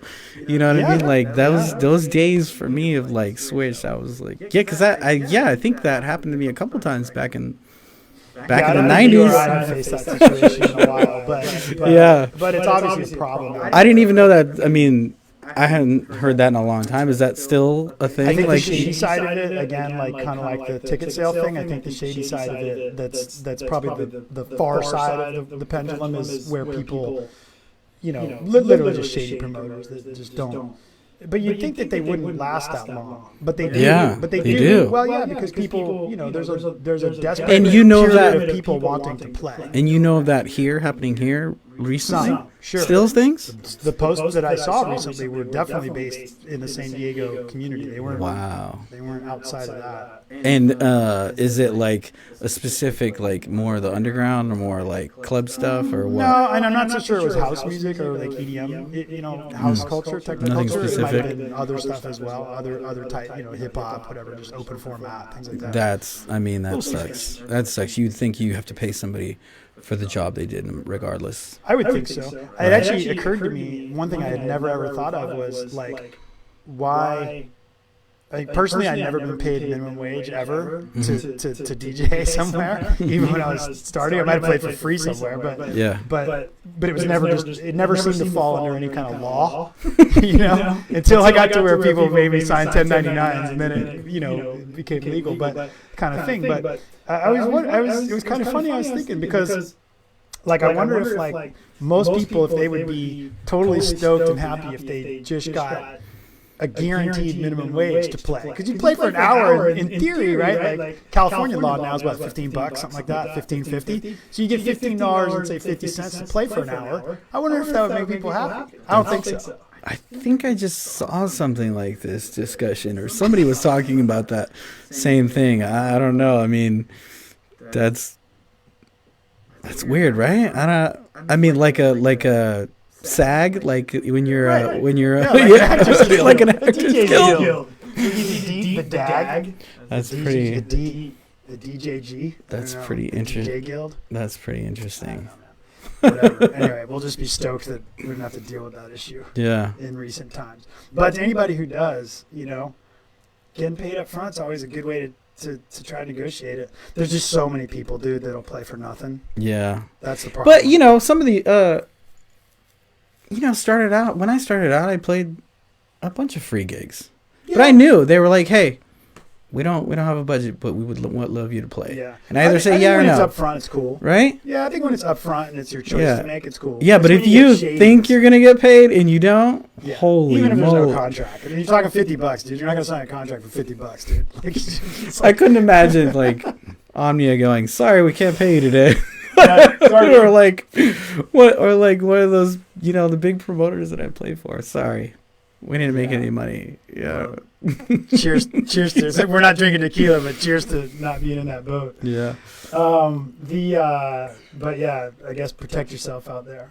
Play a couple free gigs. It's cool. Definitely. After someone earns their chops. You're a little bit, definitely gonna have to play some free gigs if you're. I think. I will say this though, as a person who has been on both sides of that, I do think and this is more a note for promoters if they listen or not or whatever. We'll get some promoters on here. I'm gonna send it to them. I'm gonna send this to them. I love it. Is that if they're routinely just don't have the money, let's call it, that's the reason to pay somebody. I will say it's surprising how far even $25 will go. Oh yeah. To just make someone happy. And remember that almost as a reward. So if you really think, even if you're not going to pay somebody and that's the deal, and you do great that night, or whatever, throw them a little money, because 100%. That'll make their day. Especially whoever thinks they, or you think did a great job at what you had them come to do, right? Musically, etc. Because it's motivational, man. Oh, 100%. When you've been playing free gigs for a long time, or getting shysted, and then somebody steps up and just pays you because you did a great job. Yeah. It's awesome, man. Yeah. Yeah. It can really change like someone's direction that they, I think, continue to go because they kind of realize, oh shit, I got appreciated. Yeah. Yeah. By someone who's in theory in a position to evaluate them. Mm-hmm. Have you had on the show up and coming DJs that have done stuff? A lot of Yeah. Oh yeah. I would say probably half the people on here play. You mean play like free gigs and stuff? Yeah, like a lot. Yeah, like, probably maybe not half, but like 25%. Yeah. Yeah.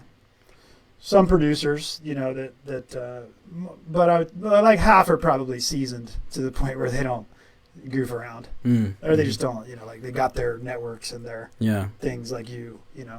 But yeah, why? No, I was just wondering. Send some more my way.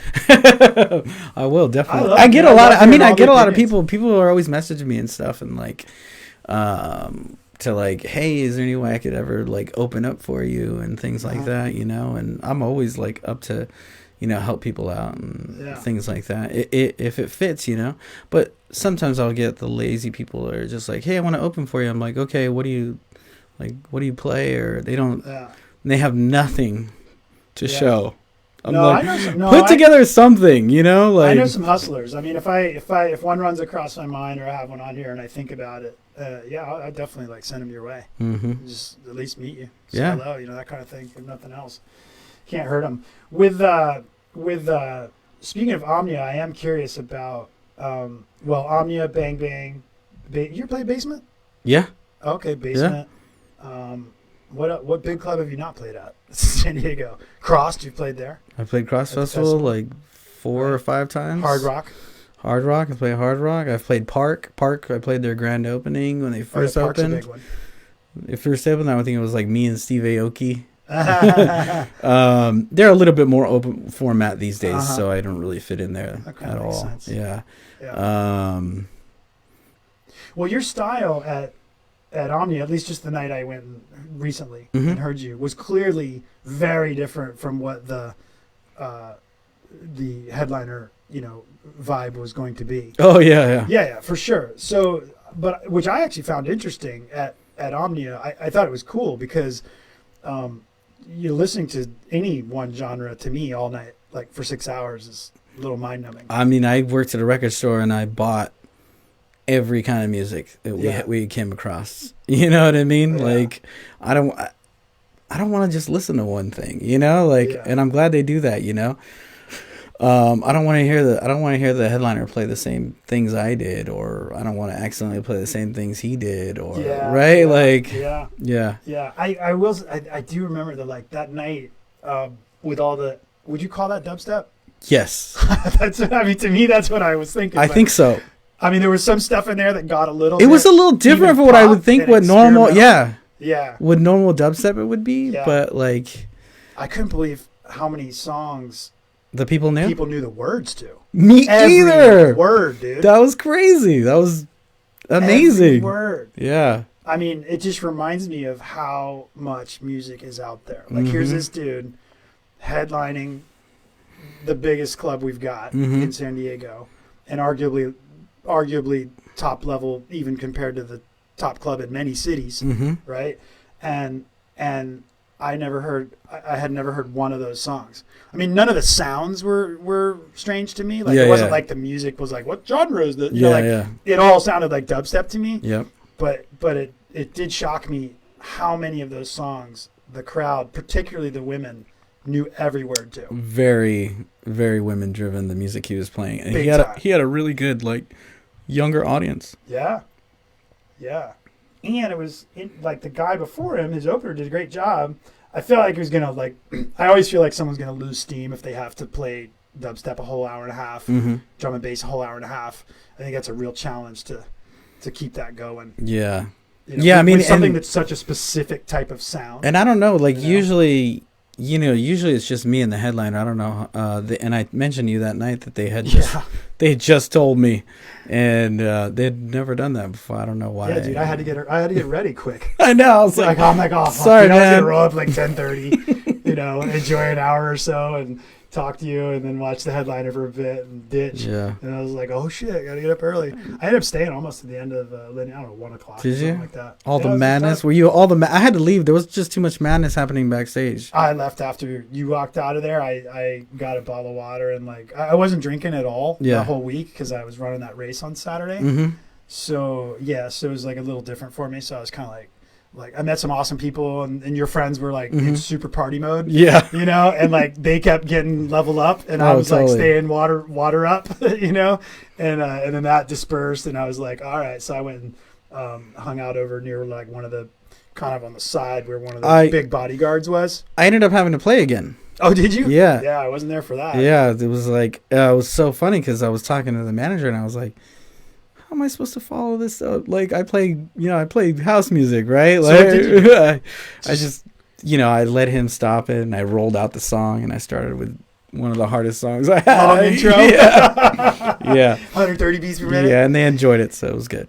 Yeah, that's cool. I would think after 3 hours of the same general rhythm Yeah, and flow, yeah. you know, because I don't know if it's because I've listened to more house. I thought somebody was gonna throw a Red Bull at me and go play dubstep. Yeah, I don't know if it's because I've listened to more house and techno, but I dubstep in particular, I like a lot of it, but I definitely feel like there is not a lot of diversity in the dubstep DJs. Like, and maybe it's because I don't listen to enough of it to really be dialed into like the subtleties. Yeah, It's possible. yeah. You know? Well, for me, I thought he was definitely a lot different sounding than I would hear like a Skrillex play no a doubt. dubstep, right? Who I just heard when I was at Burning Man. So Yeah. So I thought it was actually for me it was like really that I'd never heard him before. I knew who he was, but I never listened to his music or anything. Yeah. But he definitely did sound like a different style of dubstep DJ than I've normally heard. Then him? Yes. I have the photo. I posted it now.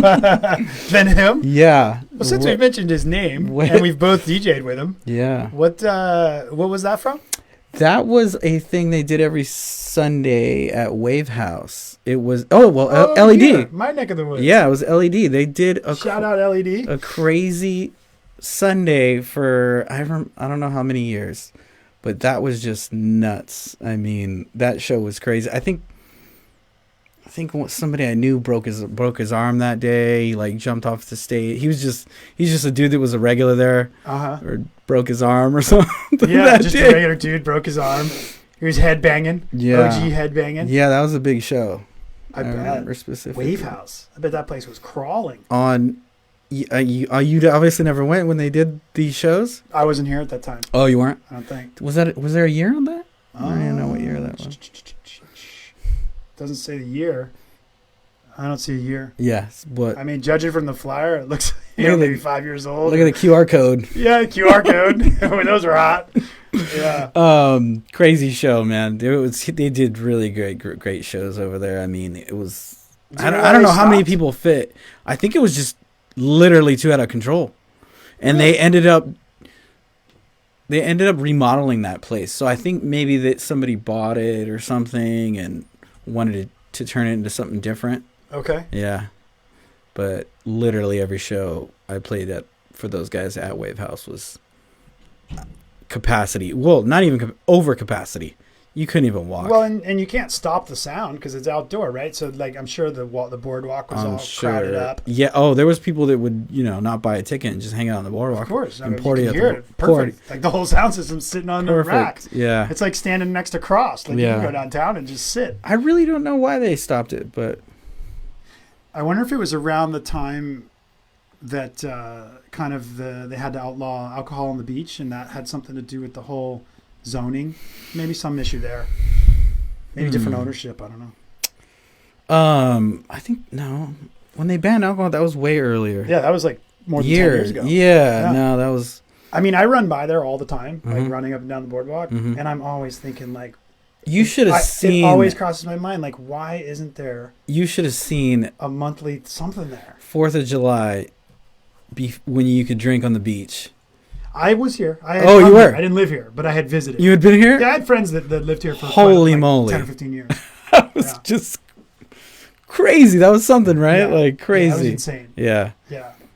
Yeah. What's this one?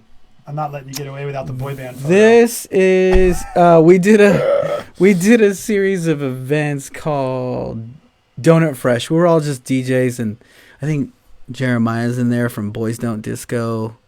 Oh, that's funny. Which one is he? I From think the he's left? holding up the record. Is that a record? Oh, yeah. Looks Yeah. like a record. I think it's Jeremiah. Me and Jeremiah, but I mean, I believe I taught Jeremiah how to DJ. Yeah, in I the went and heard them '90s, play once. and we did a duo for a while, like back in, it was like late '90s. I gotta remember to send him music. We played I forget. we played together a bunch of times. About them. We ended up playing together this weekend at Spin. We closed it out after Shiba-san on Friday night. I was gonna say I was there. Oh, I was there Tuesday for the techno Tees for Techno. Oh, yeah. I shifted over there With was a lot of fun. Alien Tom. Yeah, and Red Yeah. Sonja. It was a lot of fun. And let's see. Then I was there again. I guess Saturday night, the Stay United party. Oh, you missed it. You missed me So I on missed Friday. Friday. Yeah. Yeah, and we ended up playing together. The guy that was supposed to close it out wasn't feeling well, so they asked me to fill in, and I was already playing there that night. I opened up. And Do you generally play? How would you say your style shifts from among those 3 or 4 venues we talked about? Well, I've always loved all kinds of dance music, and I developed a really loving a lot of different stuff. I mean, I have probably like 10,000 records in my garage. Still, Yes. I finally got rid of all mine, but No. go on.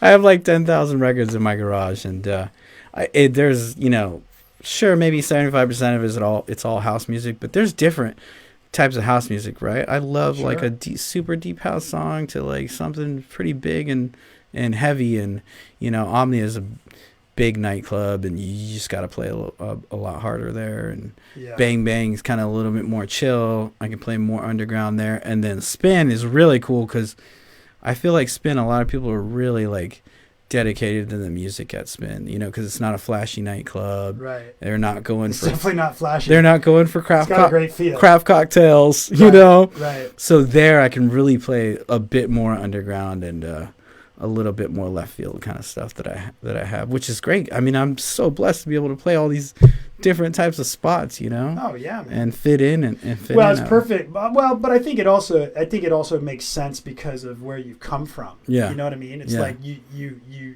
clearly you've got a really diverse, Yeah. set of tastes Yeah. I mean, even my, formed over the years. I mean, let me see, going back to some of the timeline, I remember when like indie rock really started developing, and there was kind of like an indie pop electro sound. Me and my buddies kind of started a night at Beauty Bar Okay. here in San Diego.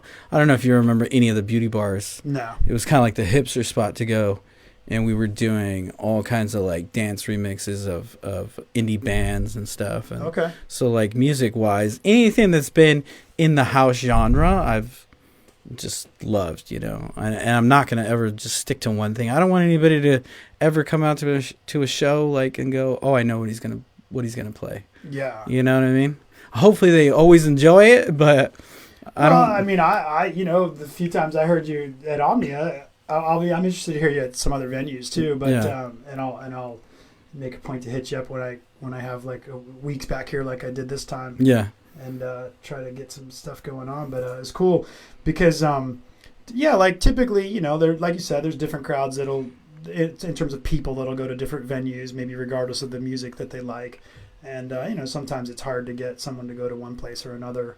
But, I was like, your music, clearly what you play, at least the times I've heard at Omnia, Yeah.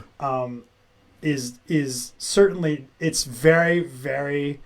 I don't want to say similar. It could fit real well with a lot of the other parties that I go to, Yeah. which I think is interesting because Yeah. I don't think that's most people's impression Well, of Omnia. yeah, That's no. what I'm trying to get full circle. 100%, because also like if you hear any of the other openers at Omnia, they do not sound anything like what I I sound don't like. have that benchmark. But They don't sound anything of what I sound like. okay, You know what I Interesting. mean? And in the middle of my sets, I'll throw something that doesn't fit that you would never think fits there, and it just works. Yeah, like your whole set, I don't think I heard one song that sounded, let's call it quote unquote commercial. Yeah. Right? And I don't think that's people's expectation No. when they go there. So I think what I'm saying is more people should, if they get the opportunity to go there, you know, whether it's because they get hooked up or it's a good price ticket. Like, you know, it's funny, like, because if I was just going to go out for a couple hours of house music and I was down in Gaslamp, Yeah. and you were, you know, and my options were what's down there. Mm-hmm. But, you know, I went to dinner or whatever and with a couple people, and I knew you were playing, I would go there and hear you and probably leave. Yeah. I mean, maybe I would be pleasantly surprised at the headliner as well. Yeah. But I wouldn't feel like I needed to. Yeah. I mean, to go in that place, I got to emphasize this. I was thinking I know this people earlier, are like so scared. and I got to of it. emphasize this, like, to go in that place and hear that I'm gonna just say house music and your style of music, a lot of it house, tech house, whatever, on that sound system. Oh yeah. And particularly earlier, it's not like it's empty. Like there's people in there when you start. Oh yeah. A lot. Oh yeah. It's literally like more people in there when you start your opening set than you'll see at a lot of other nights. Mm-hmm. Even at some of the other venues we talked about, depending on the promotion or promoter, right?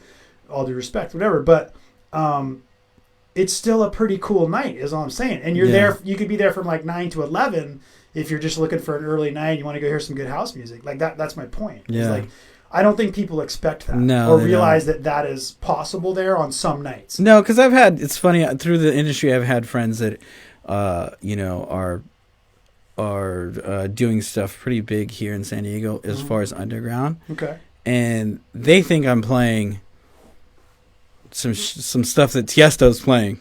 They have no idea. I do think that's what most people would think. Yeah, they have no Right. idea what I'm doing, and it's, you know, and I've always been trying to push that, even when like I was playing at nightclubs when dance music wasn't cool. Yeah. I was like literally trying to tell the management, I was like, no, we got to try it, we got to do it. You just let us go, and then, you know, 4 months later, fired, right? 'Cause, yeah. But now it's like it's acceptable, you know. Right. Yeah. Right. And these younger audience, these 21-year-olds, they grew up on electronic music. That's all they know. Yeah, it's all they know. It's in everything they listen to, whether, you know, even if they don't just listen to, you know, 125 beat per minute, whatever. Yeah. Even if they're listening to R&B, hip hop, whatever, it's in all of it. Yep. The sounds are in all of it. The sharing between the genre, you know, I don't mean genres within EDM. I mean hip hop, R&B, whatever. There's a lot of sharing of stuff. Yeah. But I mean, I definitely at Omnia, I play a little bit more stuff that I know that they'll enjoy. I'm not going to get too. But it wasn't like, what I'm saying is, it wasn't unpleasant to me. Yeah. Like, I don't generally you know, like, I appreciate pop music. I've had my fingers in some of it myself, and I just don't. It's just not what if I'm going to go out as an attendee and a music fan, I'm probably not going to go look for that. Yeah. If it's there, cool, listen, you know, check it out and take off. But yeah, I think that's different there than people might think on the nights you play. Yeah. So shout out to that. The other thing I wanted to make sure I asked you about, which I think is a really good message for anybody, is you do play a long opening slot quite often. I love it. At Omnia. Yeah. Very rare to get an hour and a half anymore. Yeah. Much less 3. Oh yeah, I can play 3 hours. Right? Yeah. So, like, describe that a bit. You know, it's like 18 years boiled into your what you do fluidly there. But kind of describe that a bit for people that most likely have never had the experience of playing probably 3 hours in front. And I'm talking with people from beginning to end. It's almost like a headliner set. Yeah. In terms of number of people. Yeah. For 3 hours. Yep. That's rare. Well, I'm definitely like, I'll start off with super kind of a little bit more mellow, right? Of course, I'm giving them that like roller coaster ride, right? Yeah. And at the end, it's got to stay up there. But, you know, I just getting people, you know, sometimes people are scared at first when they walk into the nightclub. They're not going to run to the dance floor, right? At like 9 p.m., but they're sipping on a cocktail. Little drink. Yeah. Looking for the tequila. They're sipping on a cocktail, at least hanging around the dance floor, right? So I'm kind of trying to introduce them, and I'll have a little, you know, more vocal, something that I know that they'll enjoy, or something, or a sound that they kind of recognize. a little more friendly, right? But I love those long sets. It's just like I get to play that like variety of stuff that I've collected, and even if I wasn't a DJ, I'm still collecting all these different types of music, you know? Like the other day I played at Spin and I opened up with like a LCD sound system song, and it was like, you know, like always awesome. yeah, 85 BPM or something like that, right? Yeah. But I love playing. I mean, I love playing 2 hours minimum. Is like beautiful, you know. And then if they give me another one, even better. So if you go rewinding a little bit, so from your perspective as, I'm going to say, absolute professional DJ, but professional opening DJ, which some people may take that the wrong way. Yeah, I don't care. I know you don't care. I'm just explaining it because I know people will listen, or I may even clip parts of this and whatever, that we're talking about. You know, it's 4 or 5 levels up opening DJ. You know, like, you know, in that 3 hours. So you've got to get people a little more approachable, right? I guess maybe is a good word for it. In the earlier part, the booze flows a little more. Yeah. More people come in. There's something about people without a lot of, you know, safety in numbers. Yeah. Right? In the beginning, like specifically, I'm talking about. Cue? Specifically, I'm talking about Omnia. In the beginning, I'm playing stuff with, so, you know, the first 30, 45 minutes is a lot of like really like full songs, not tracks. There's like a vocal. There's like a hook, right? It's like a full song so that they like, okay, there's a chorus, there's this and this, and then later on, when I'm starting to get a little harder, I can just kind of play more beat-oriented stuff. And in that earlier part, like, how much are you you've got a great view from the booth at Omnia. You can see everything. So kind of how much are you sort of paying attention to people's reaction, even if they're not on the dance floor? Oh, always. Right? Yeah, I'm watching what's going on all the time. From even the staff that works there, all the girls that are work there, if I see them dancing, I'm like, oh, this is cool. They're digging it. You know what I mean? Right. Yeah. They can understand it a little bit. Yeah. Okay. And then what would you say is like the sort of first sign of shift from that early opening to where it's like, okay, the energy's changing, the vibe's changing a bit? There's always like a group of like 10 people that came to the club early on. Okay. There's always this one group, no matter what it is, not the same people, but always this one group. Like on any given night. Yes, that like shift to the dance floor, and there you could tell they like from nodding to like now they're fully dancing. Right. That moment. Always, it's so funny. Always is that when I know to start changing it up a bit. Is that like? I mean, I can kind of tell just here talking, but is that kind of like still energize you when you see these shifts? Oh, 100%. Throughout your opening set. 100%. Right? I love it. Right. There's a giddiness about it, right? Like when you realize, okay, right on. Yeah, and then now you're kind of starting to connect with them a bit more. Everything's good. That's when I'll order a tequila shot from. And you know what kind of service they have there. There's like a guy waiting on me, like waiting, like literally staring at me. And if I stare at him, he comes up and asks me what I want to drink, right? Yeah. And part of the magic is I go to that place and it's like nothing's ever gonna be broken there. Right. The sound's always gonna sound perfect. Right. And there's gonna be somebody there, if I need something. Always. Like, I love it. Like, you go to this club and good point. So everything's ready. It's good. But you as a seasoned DJ, do you still kind of, when you get started, get going, you expect it's all going to work? Probably does. Do you still do any kind of general just feel through of stuff to make sure everything's cool? Oh, yeah. I always get in there, set up, make sure everything works. All my cue points are working. But like all the places I play at these days, I send in my tech writer. I always have to have 4 CDJs, whether I end up playing on all 4 or not. Right. Nice to have. Yeah, just because there's always got to be that backup, right? Yeah. Looks cool too. Yeah, but I don't know if you've watched me DJ. I'm kind of doing a lot of stuff. I'm not just. No, I did. Yeah, okay. Yeah. I'm not just track to track, right? Dude. In fact, like the couple people you introduced me to kept trying to get me to go do other shit. Oh yeah. And I was like, I was just probably because I wasn't drinking. Yeah. And that's just they're going to do shots at the bar or whatever. I was like, oh, good, thanks. Yeah. Yeah. But no, I was there so that I could.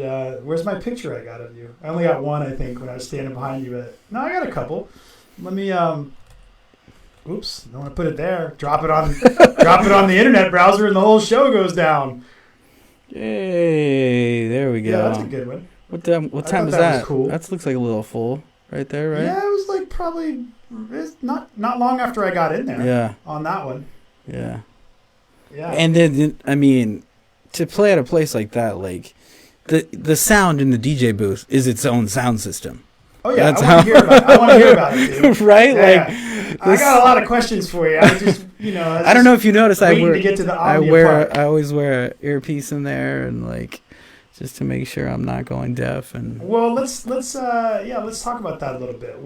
So we were talking. I was asking about equipment a little bit, right? Mm-hmm. So there's a side shot, gives a little bit better view. I'll put that one up there.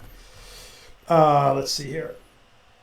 Yeah, so this was just from anybody checking this out. If you're just listening to it or listening later, it's a photo of Erick from this past weekend. Oh, 2 weekends ago, I guess. Sunday night for President's Day. You can get a little bit of a view of Omnia there and just kind of, you can tell it's serious. That and the picture that I put up before. Obviously, a lot going on in there. I think the lighting's a little better represented in that one. Mm-hmm. If I throw that up there. But yeah, cool stuff. But yeah, so equipment-wise, you check the basic stuff. But what else? Always. What else do you use that's unique to you that, as a DJ? You got the best monitors, like you said, it's like a whole sound system right up there. It's a whole sound system in the DJ booth. I mean, like, you could just. I would not know that there's no sound out there if the sound turned off. Right. Well, in fact, when the DJ turned the monitors down, the guy after you, at one point, because I think he couldn't hear the server or somebody who was trying to ask him something from the club, so he just turned it down, and everybody that was in like those, I guess those are some special booths or something, table booths back behind there, were like, "What happened to the music?" Oh. Yeah. And I had earplugs in, so like I could obviously hear the volume drop, and then I took them out, and then it sounded pretty nice before you turned the monitors back on. So I record every one of my sets. Oh, really? Yeah, I record every one of my sets. I just want to always hear what I'm doing and make sure I was okay. And so, like, I have an archive of huge amounts of sets. Yeah. Are they just all like in a vault at your house? Yeah, I mean, I have them on hard drives, and sometimes I'll put it probably like once every 2 months. I'll put a mix out live here somewhere here and there. But everything I've put out, I don't think I have any. I don't think I've ever shared any mixes I've done at home. Any DJ mixes. They're all live. All live. That's pretty neat. Yeah. That's pretty cool. All live. Well, I'll have to. You have any of them on SoundCloud or something like that? Yeah, I got tons of them on SoundCloud. Oh, right. Yeah. What's your SoundCloud? I'll make sure I put it in the notes later too. It's the Erick Diaz. Dude, I always have to go find this for guests, man. The Erick Diaz. That's hilarious. Or dude. Erick Diaz. The last guy on here didn't know either. I totally forgot. He was telling me something, and I was like, "If you search Erick Diaz, I'm the Erick Diaz that shows up." Yeah, right. Let's see. Yeah.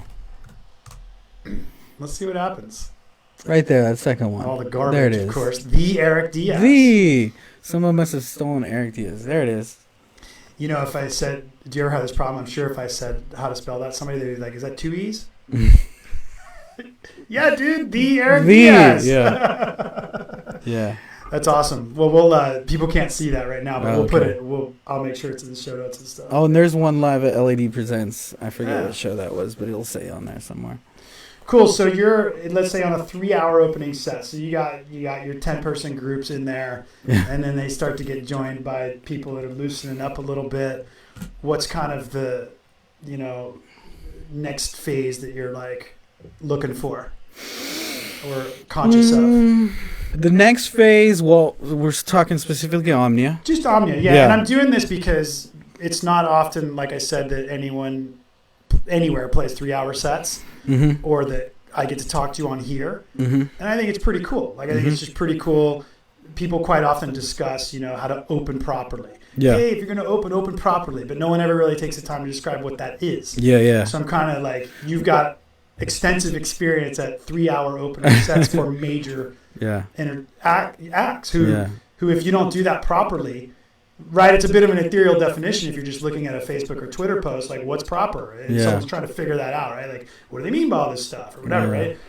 But But in your position, if it's not done properly, you're probably not going to be working much more. You know, it's not like the throwaway, you know, I mean, not that all opening DJs are throwaway DJs. I mean, I've done it myself, but I'm just saying it's like they tend to get looked at a little bit more like that when it's a free gig or whatever, right? Mm-hmm. Well, so after that, expendable. after that group or whatever, that party's on there and you really start seeing people really dancing and stuff, that's when actually the lighting guy starts to switch things up. All right. Yeah. So not only so far it's just been it's kind of chill. The light, and the lights are a little bit brighter usually at the beginning, and then that's when he starts doing some stuff visually and with all the moving heads and stuff. Okay. And then it just really just starts building from there, and you know, all the crazy people that spent $10,000 on bottle service stuff starts coming. I don't know if you saw. They're not crazy.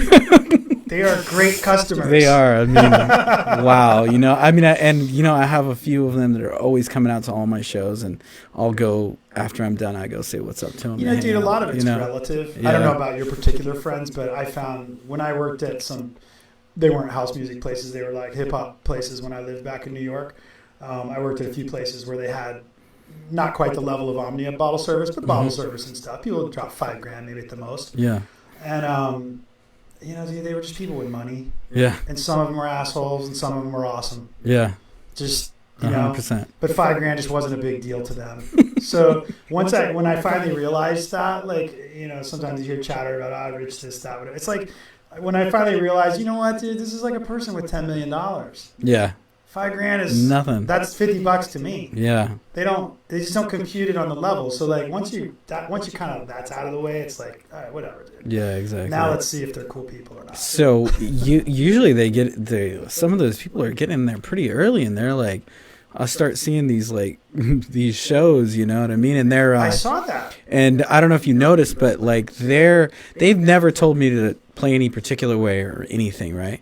But like these guests. Yes. Maybe you're the bottle service or whatever. Exactly. Okay. Yeah. But what I've noticed is they'll, like a lot of the people, the servers and the bottle presentation people are like waiting. They know what's going to happen in the song, and they're waiting to bring that out till. And I was like, I never noticed that for like a year down the line. I was like, oh. Every time I'm doing something specific or it's this breakdown or something and they know it's going to kind of jump up a little bit, that's when they're bringing it out to go right on cue. I mean, these are like professional. Oh, like, I watched at least 10 of them that night, you know, when it was less busy and then up until there's the chaos around the millennium. So then by that point, it's probably like just go. At that point, when you start seeing those things at that major nightclub, it's like go. You know, go for it. I can start doing all kinds of like fun stuff and even throw in, like I told you, like I was like, I've been playing this song for 8 months. Yeah. You know, and it was, you know, it was pretty underground. It was a pretty underground song to play there, and I just love it. And I'll be able to mix it into something a little bit that's a little on the harder side, you know. I think the crowd that goes there is definitely young, but I think it's a lot more open-minded than some people I've heard give it credit for in terms of their music tolerance, if that's the right, you know? Like I've said before, these are some of the new generation of people that grew up on straight electronic music.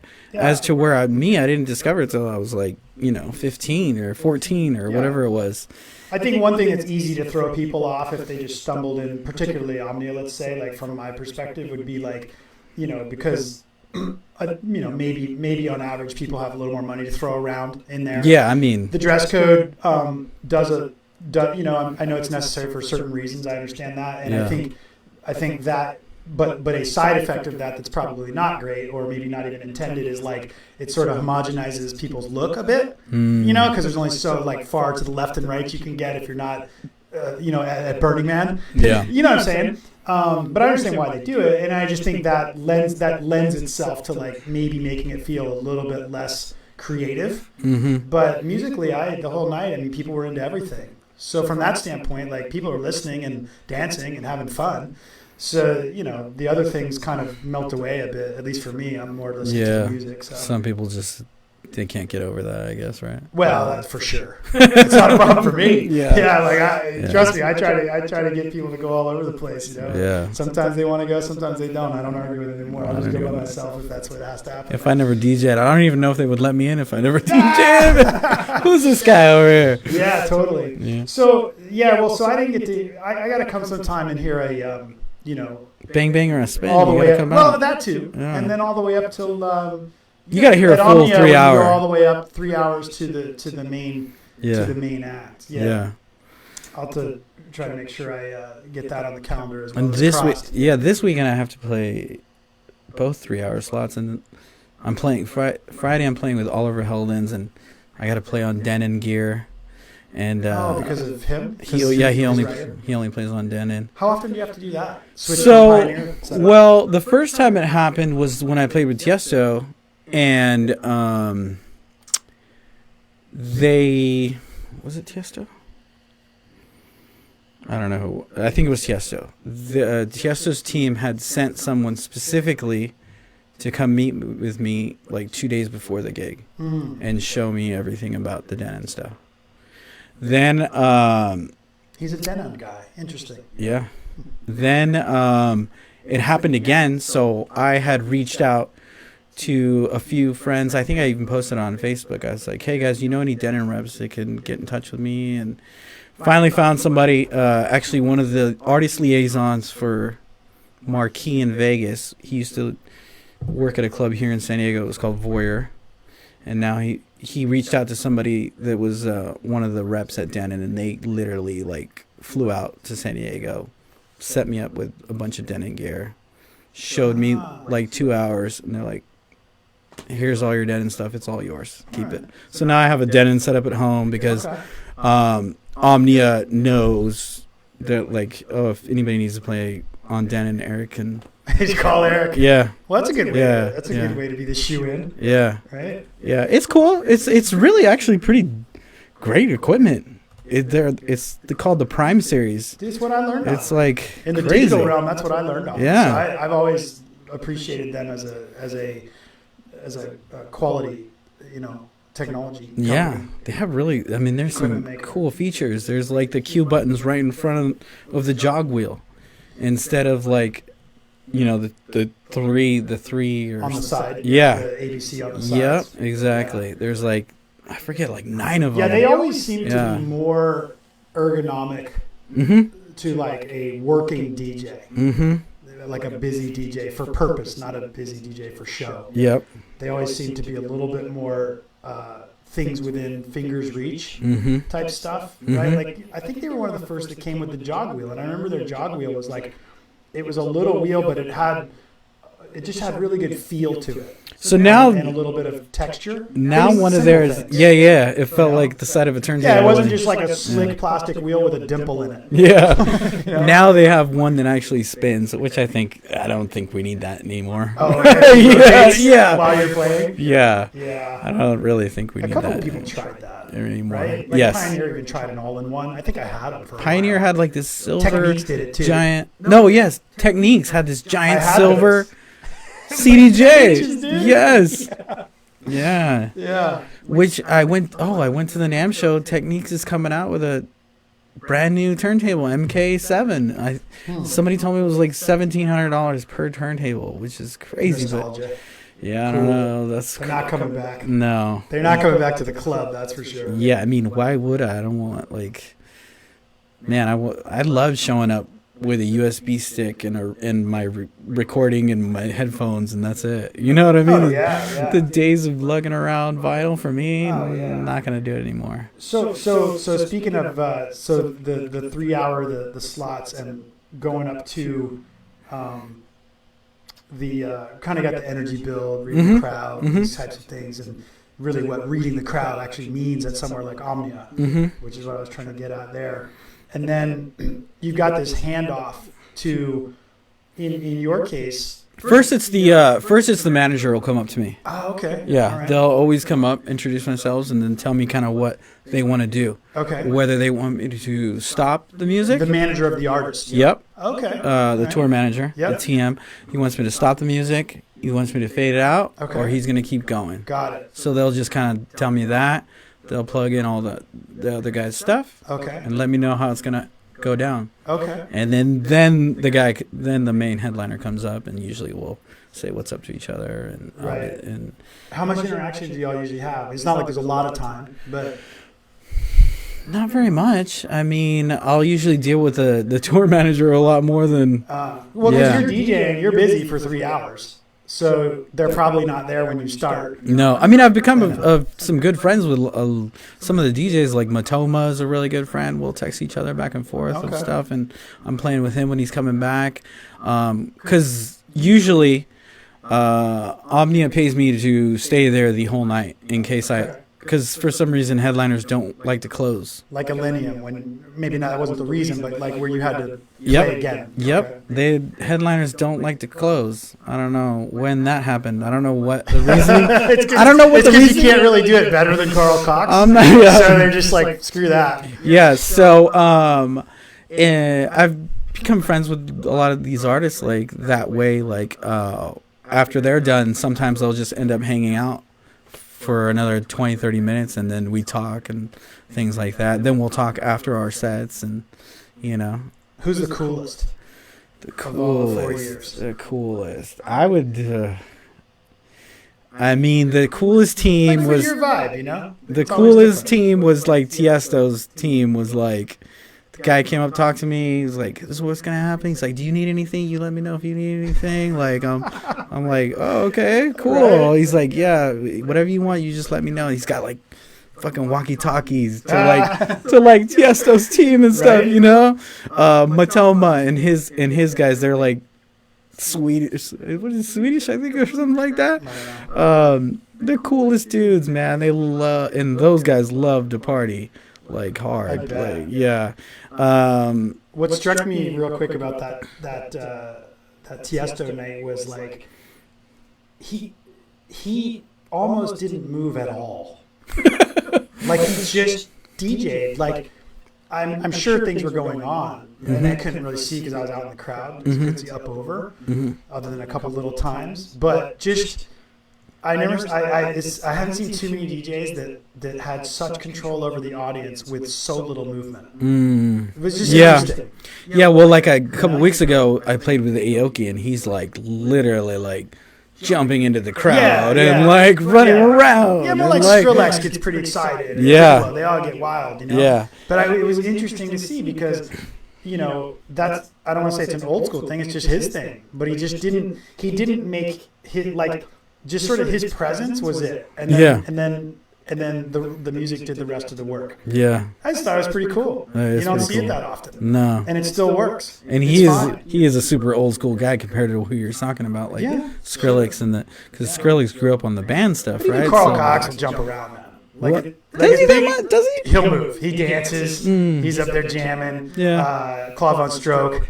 Yeah. He's like really getting into all these different songs. Like there's a visual, emotional difference in sort of appeal or bond with the crowd. I didn't see that with Tiesto in the same way, but I didn't really feel like I needed it as in the audience. It was just these songs were just very different kind of music too, though. There was some epic shit he was playing.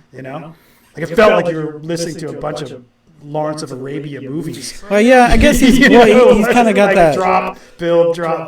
He's kind of got that legendary status, I guess, to where it's like that's all he needs. Well, part of it too, right? That's part of it. I know it was for me. Partly that's why I was even there in the first place. It was like, dude, this guy does so much. Gotta go see him before I don't see him come around anymore. Yeah. Or whatever, And we're very lucky, in San Diego to have a place like Omnia and several of the other clubs that do attract, this talent for us to get to see and share.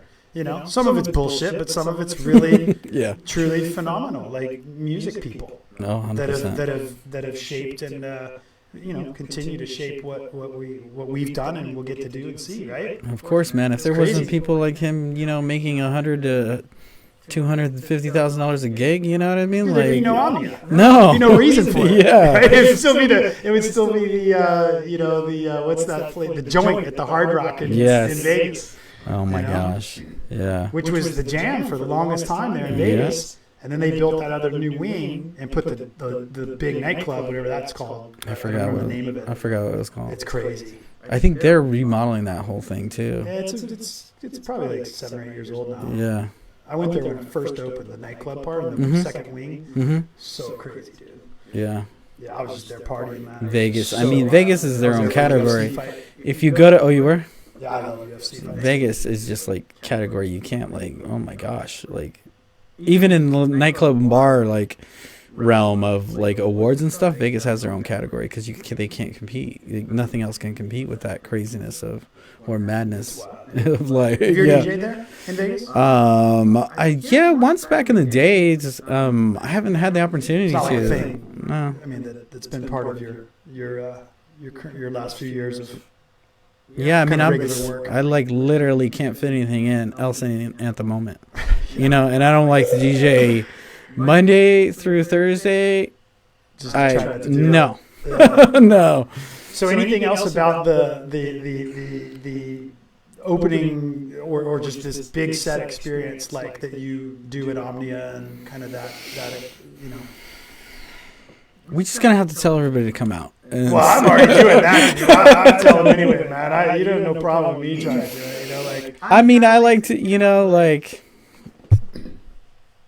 I don't. I'm there with the crowd. I'm watching them, and you know, they're giving me the energy back, and yeah, I'm trying to give it right back to them. You know, awesome. make sure that you know that I'm doing my job and making sure everybody's dancing. You know. Yeah, rocking. Well, I got to come see one of them where you play all the way up to another one now that we've talked a lot more, and I've got a little bit more insight at kind of what's going on with your mindset. Oh, on the other venues like a Basement or a Bang Bang or those. Are you usually playing that long beginning slot? Or So Bang Bang, I'm always doing 2 hours. Okay. Yeah, and then same thing. Well, this last weekend I played at Spin, and I only did an hour opening, but then I ended up doing like 2 hours, and my buddy went closing. But like, I haven't played an hour slot in a long time. It's been a long time. Yeah, that's got to be quick for you, dude. Yeah, Since you're used to 2 and 3. it's been a long time. I don't know. I mean, I just enjoy it so much, you know, and I get to go through all this music that I've collected, and like I said, if I wasn't DJing, I'd still be buying all this music. Yeah. You know, and I'm blessed that I get to try and share with everyone, and even if it's like some random left field song that I really like, you know. So, but at the other, so like Spin, for example, I'm guessing that there's a little bit less in terms of like the whole environment participating in building the night.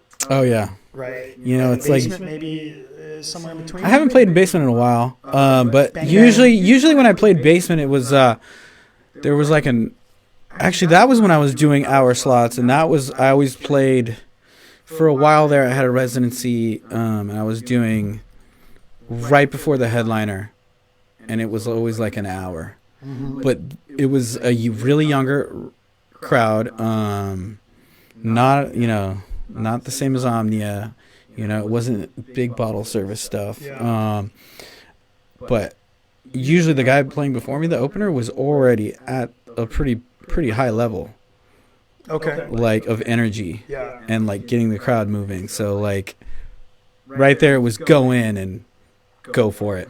You know? I go to Basement if I want to go hard. Yes, exactly. You know? Exactly. Like that's what I expect when I go in there. And if I need to breathe, I run over to the hip hop room for a minute. Exactly. Bang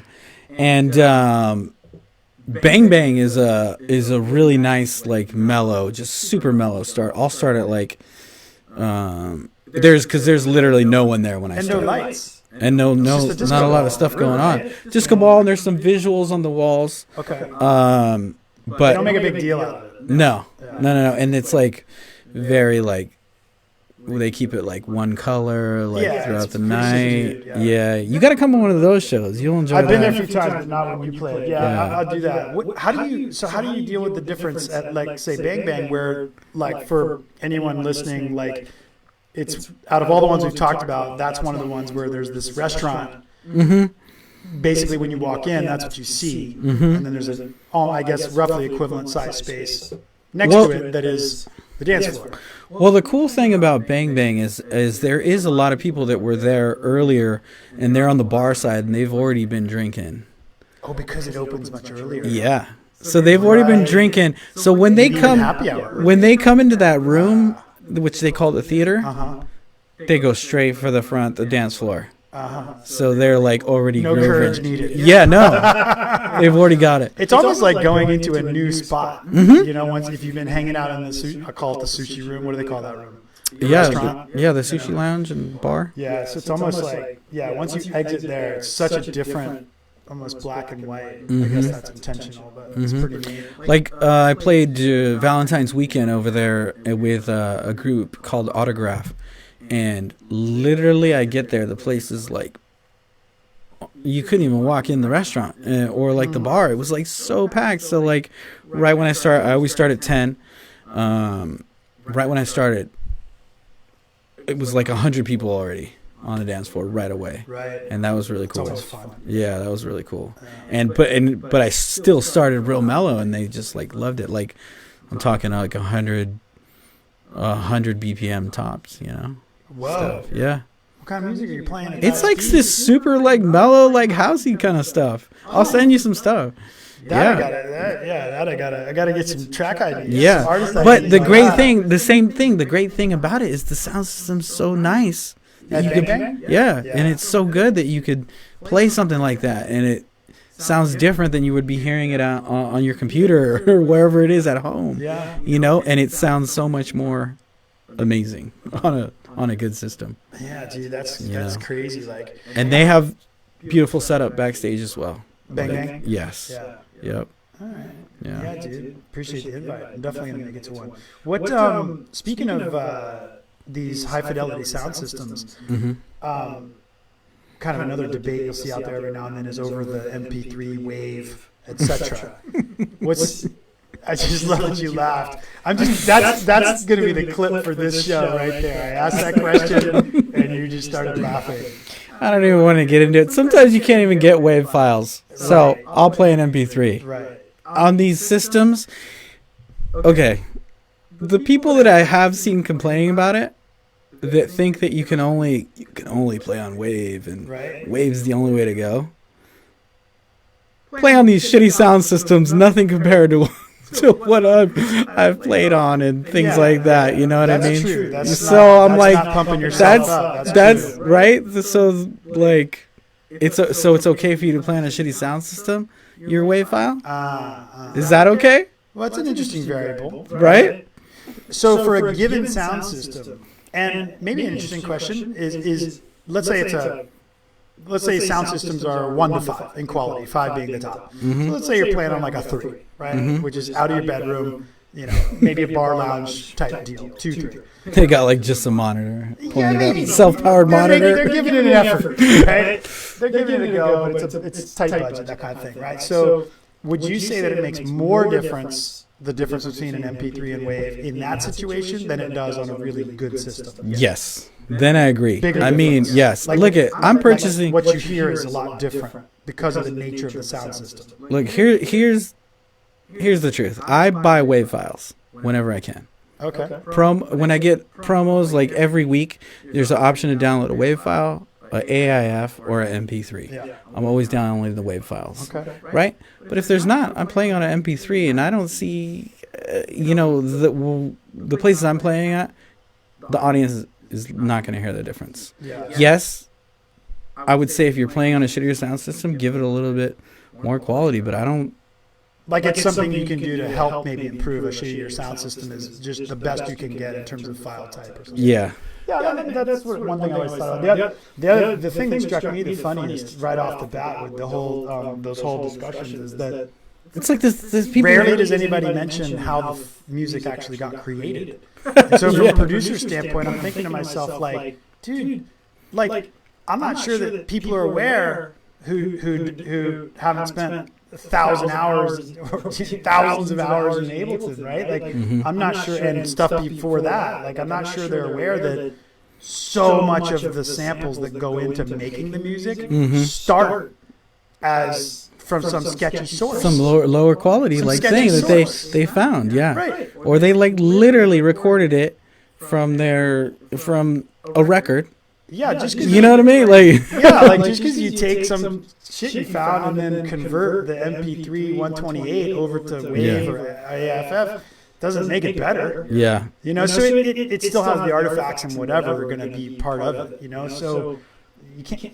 You know, once it's did it, right? There's always this argument's never ever gonna stop. No, it doesn't. And It's I, like and I don't tie the new sync button argument. You know what I mean? People are like, oh, now you're trying to go into like all that shit. No, but I just thought that I was really curious because without a doubt you've played on more high quality sound systems in San Diego than anyone else. If I'm I'm gonna go to Wave. I'm gonna go to Wave, but if I can't, like, I'm gonna pay MP3, and I guarantee you 90%. If I ask this person, am I playing a Wave or an MP3? They're not going to know. They will not know. This goes back to the point I was making. We were talking about, like, you know, attendees to Crossed or whatever, right? It's like, I think we're going to have to circle back on this one. I'm going to go this weekend. I'm going to go and I'm going to ask. I want to ask some people. Like, you don't tell me? digitally sample them. Just ask them sample them.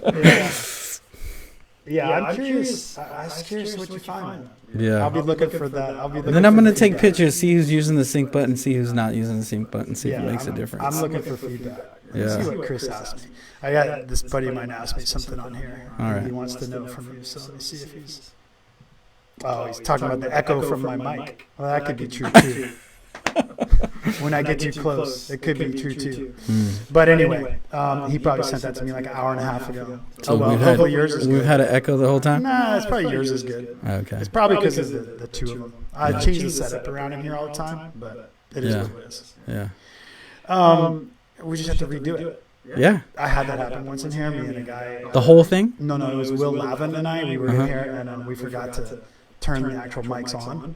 Yeah. And so we were just sitting here talking to each other with video. Everybody's and sound. It was great. No, it's probably okay. It might have gone in and out or something. We'll see. Got it. I tested it before. That mic's new. That one's I better. did notice a few people texting me. I wonder if they were asking. Were they, dude, your mic is echoing. Probably not. When we listened to it on the first thing, maybe there was a little echo in there or something. Well, Mitch texted me. He says, "Tell Wes I said what's up." Mitch Dodge. Yeah. You met him before? I met him in person for the first time at Spin this weekend. Oh, you did? Yeah, he's an audio guy. He didn't say, "Hey, dude, your mic's echoing." Yeah. He's doing a lot of producing then. He's doing a pretty good job. I met him years. Okay, let me tell you how I met Mitch. I was playing with Disclosure. You know what Disclosure is? Yeah. I was playing with Disclosure at Flux. It was like this like radio invite only kind of thing. You couldn't buy tickets. And I'm playing, I think I was playing like a 3-hour set before them, right? And this dude's like, yeah, I see this dude in front's like, yeah, it's awesome. Like, kind of bugging me, like, what song is that? Or like, what's your name? And I'm like, trying to ignore him, right? And then I go, hit me after or whatever. And that was Mitch Dodge. And we've become friends like since then. Yeah. Well, at least you didn't shut it down. No, never. I'm just always doing my stuff, right? So if I seem to be mean to anybody, it's not because of any specific reason. I think, well, that's something I think. No, maybe people don't understand that either. Yeah. I don't know, man. It's deep, dude. It's crazy. What else, man? Well, did you come in here with anything in particular that you wanted to share that we never got to? It's been awesome. You know how long we've been talking? No. Almost 3 hours. Has it really? Yeah. Like my DJ set? Almost 3 hours, dude. That's great. I thought it'd be great to just match it up. Yeah. I mean, we could go into the sync button discussion. What do you think about the sync button? Let's give it 5 minutes, you know? Let's just go ahead and make this thing 3 hours. How do you feel? How do you feel about it? It matches your opening set. How do you feel about it? I've had ups and downs. Mm-hmm. I think when I was more down on it, it was probably a little more naivety on my part and lack of myself actually thinking about how I might use it myself. Thank you. Yeah, and so I'll admit to that guilt a little bit when I would hear the joke and kind of immediately just think, oh, let's think of a beat match, whatever. But yeah, I use it, and here's where I use it. When I'm going to play a set, it's usually at a festival type thing, where I'm going to do extreme like BPM changes. I'll use it there to lock in, something that I can't mix otherwise. Yep. Like I can't. I've done that before. I'll usually like loop something and then have the sync going, especially when it's an extreme BPM, right? Yeah, so like I would do, I don't do it so much anymore, but when I was like maybe 3 years ago or so, when I was really playing like diverse, like I would play like some, house, bass house, breaks, a glitch hop, maybe some drum and bass, all in the same hour and a half, right? And switch between those. And so for a while I was making these like transition tracks that I could just make them in Ableton where they have a pitch shift in them. Yep. Those are okay. They're fine, So I was releasing like tools, and I'd give them away like these like BPM transition tracks, that I would make with like more housey and hip hoppy sounds to them versus like the ones you could get some other places. But anyway, so I would have like my kit of my 110 to 100, 100 to 170. 100 to 1, all the variations, so like 24 or whatever of them. And I would just do it with that. But then later when I realized, I could just do this with the sync button. Yeah. Because so anyway, that's my use case. Yeah.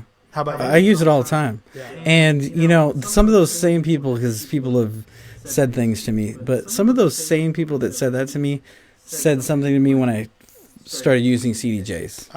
Right? So it's like the same argument over and over, right? Like I don't have stone wheels on my car, right? You know what I mean? Like I'm using this, and I grew up I literally grew up in a record store with equipment and stuff, so I use technology to my advantage. You know what I mean? And I'm gonna do other stuff, like I said, like I'm not just mixing a track to a track, like I'm doing loops and stuff and things like that, you know what I mean? And I'm not gonna like, I don't understand what the hatred is over this sync button controversy. You know what I mean? It enables So if you use it like the use case I gave, or in some other way to enable you to do things you couldn't do otherwise, which like with 4 CDJs, like very few people in the world can completely manually mix on 4 CDJs. Not too many. No.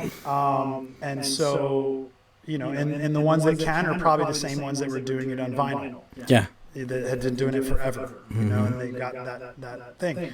But like, what's the problem? Yeah, what's the problem if you got 4 CDJs running and you want to run an acapella or some percussion loop or whatever on, one of the outer decks, and just let that keep doing its thing, or you loop something yourself on one of those? Yeah, I think you would almost use it as a tool in that scenario.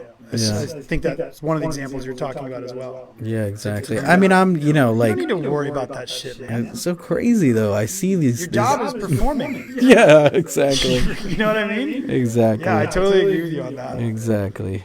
I'm on this argument. You didn't get a fight with me. It's so funny. Yeah. Yeah, you didn't get a fight with me. Well, another area where I have... mind-blowing with some people is I tell them that any mix I do that's not live, I do it in Ableton. Yeah. All of them. Yeah. And people will be like, what? Like, well, you're trying to... I'm not sitting there. It's not fun for me. No, but you're also like, trying to showcase something cool and something that somebody wants to listen to, and hopefully is like top notch, right? Like, and it's like perfect, right? I don't want to... Yeah, and my live sets are not perfect by any means stretch of the imagination, and I'm totally fine with that. There are far better DJs than me at mixing, and far worse. Yeah.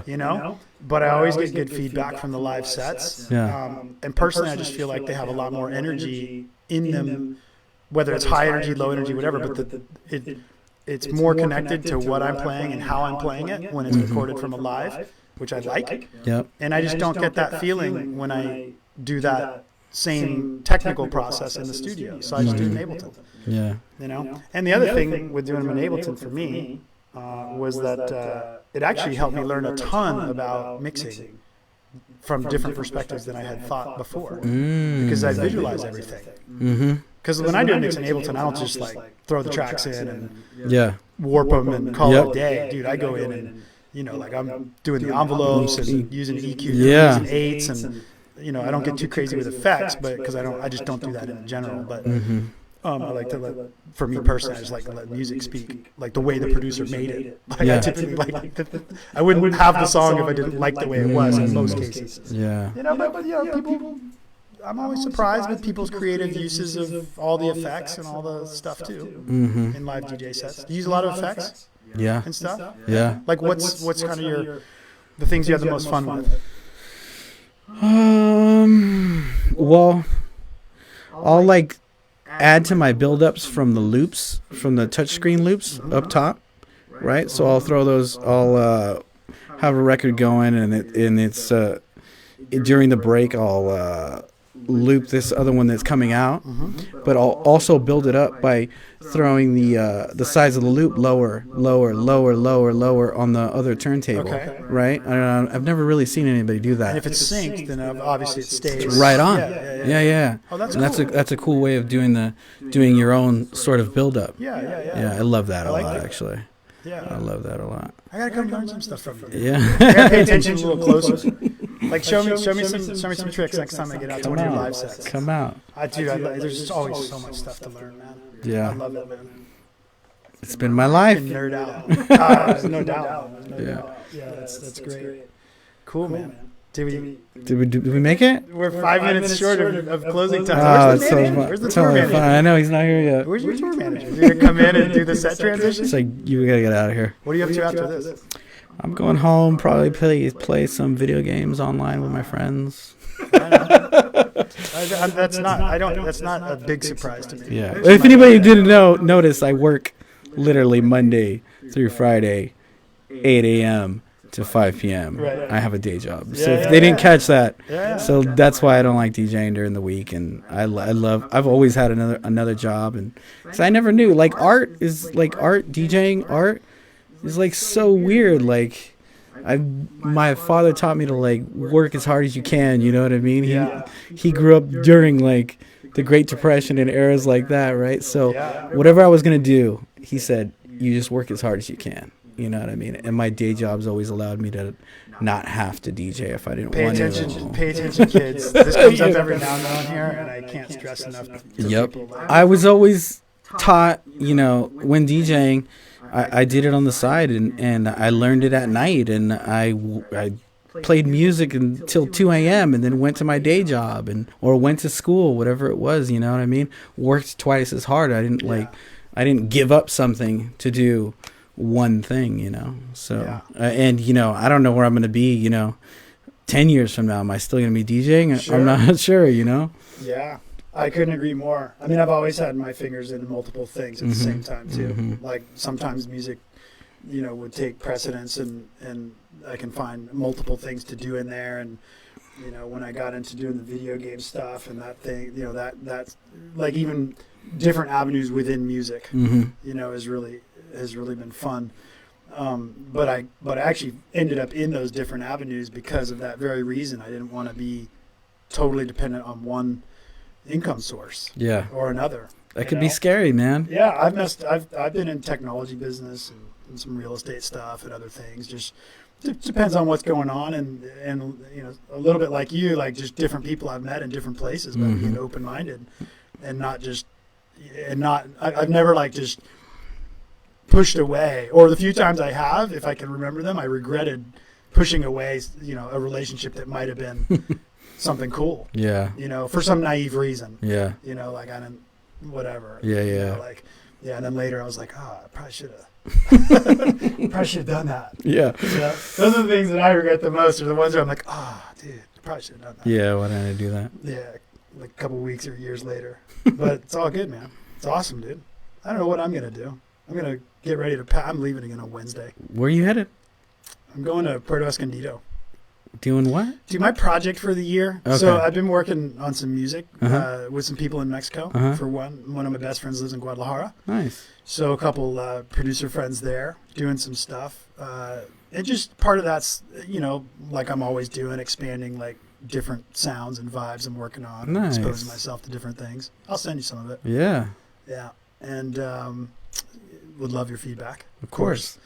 And then my other big goal, though, which this is like one of those things that roundabout led to, Mm-hmm. is since my buddy's down there, I was like, dude, I don't really have any reason that I have to be in San Diego, Mm-hmm. like particularly.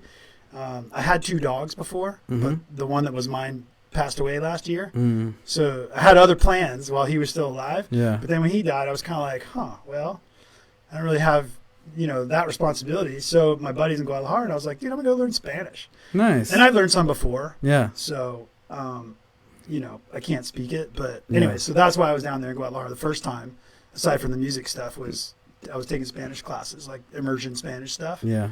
Yeah, so now I'm going to do a month in Puerto Escondido. I lived in Mexico City for a year when I was 18. See? In Fun, school. wasn't it? Yeah. It was, Speak Spanish? yeah, absolutely. I grew up on Spanish. I'm half Mexican.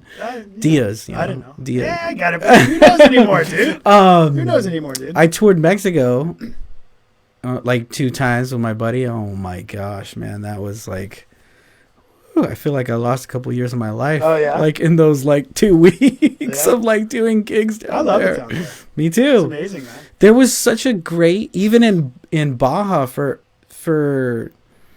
again, I don't remember my timeline correctly, but I'm thinking right around 2000 to in between 2005 or something, there was a huge electronic scene in Baja down here from like Ensenada to all the way to TJ. Like they were doing big, they were doing big events. I DJ'd at like huge clubs, and they, some of those clubs like Papas and Beer that hold like, it's like a spring bake style club, people, like 1,000 people. I was just there like a couple months ago. Yeah, so I DJ'd there so many times for like really great promoters in Mexico, and like they did this huge party actually on the beach. It was like 3,000 people. Dude, they had a crazy block party for the Baja 1000. Oh, I can imagine. I always wanted to go. That whole intersection in front of Papas and Beer is closed. I've always wanted to go. I've never been. Yeah.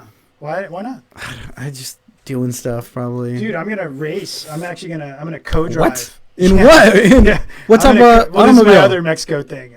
The Class 11, which is the Volkswagen Beetles. Oh yeah. Yeah. They take forever, dude. Nice. But I'm not a speed freak. No. But I love the whole race and the idea of it and the Mexico part of it. So I have some friends. They have a team. They live down there and they race year round. But they're gonna do the Mexican 1000, which is more like the regional, the Mexico promoter, if you will, of the Ensenada to La Paz race. Yeah. So I'm going to do that with them at the end of April to answer your question about why I keep going to Mexico. Nice. But they are going to race the 1000 again. Yeah. I think, which is in like September, October timeframe. Yeah. So I'll try to remember. If you're interested and you just want to go down there. I just want to go down there and party. And, no, right. That's what I'm saying. That's crazy. Trip, man. I know, man. There's like no rules. It's like crazy over there. A girlfriend of mine from my Burning Man camp, dude, and we had never traveled anywhere together, dude. We just drove down there and were there for 4 days and had a blast, man. That's awesome. It's crazy, dude. Yeah. Pure, straight up EDM intersection at Papas and Beer, dude, just going off. That's 1,000 cool, people, and then they throw in, some reggaeton and whatever else is going on and culturally. Yeah. It's cool, dude. Did you ever go down to like the TJ and stuff like during the 90s? No, I didn't live here then. Okay. Anyway, Yeah. but I think I kind of got out here right about when the whole tourism thing took a dive. Yeah. It just stopped. So before that, it was crazy. I bet. Like the Revolution Avenue was like nuts. There was like, I don't know the numbers, but I want to say there was like 50,000 kids, it's a little ghost underage kids now. going down there every weekend. It was crazy. The rave scene really developed over there and stuff. And then, all the crazy drugs and stuff like murders and. And then it just went through downhill. Do you this guy, the DJ Flight, who's at the Cabo Omnia?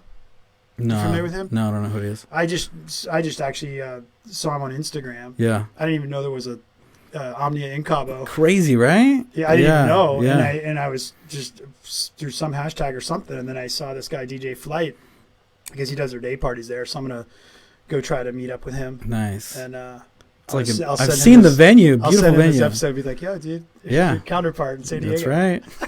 He's an American guy. Oh, is he? Yeah, Yeah. he looks American guy. Yeah. Maybe mixed like yourself or something. But I think he Gotcha. lives in America. I think he's born here. Maybe But, he's a resident don't down know. there. I'll meet him.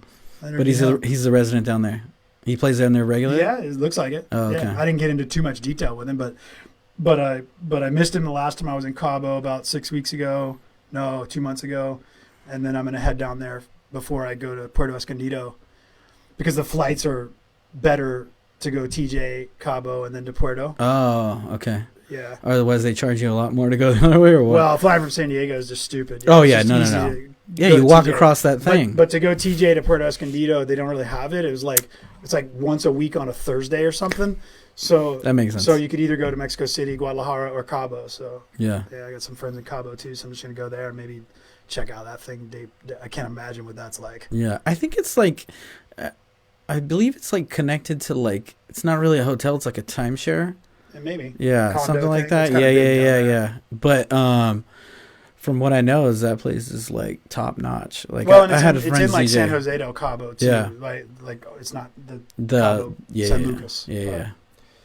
I don't know, dude. I'll explore it. I'll report You back let me know how on it my is. super awesome new knowledge. Yeah.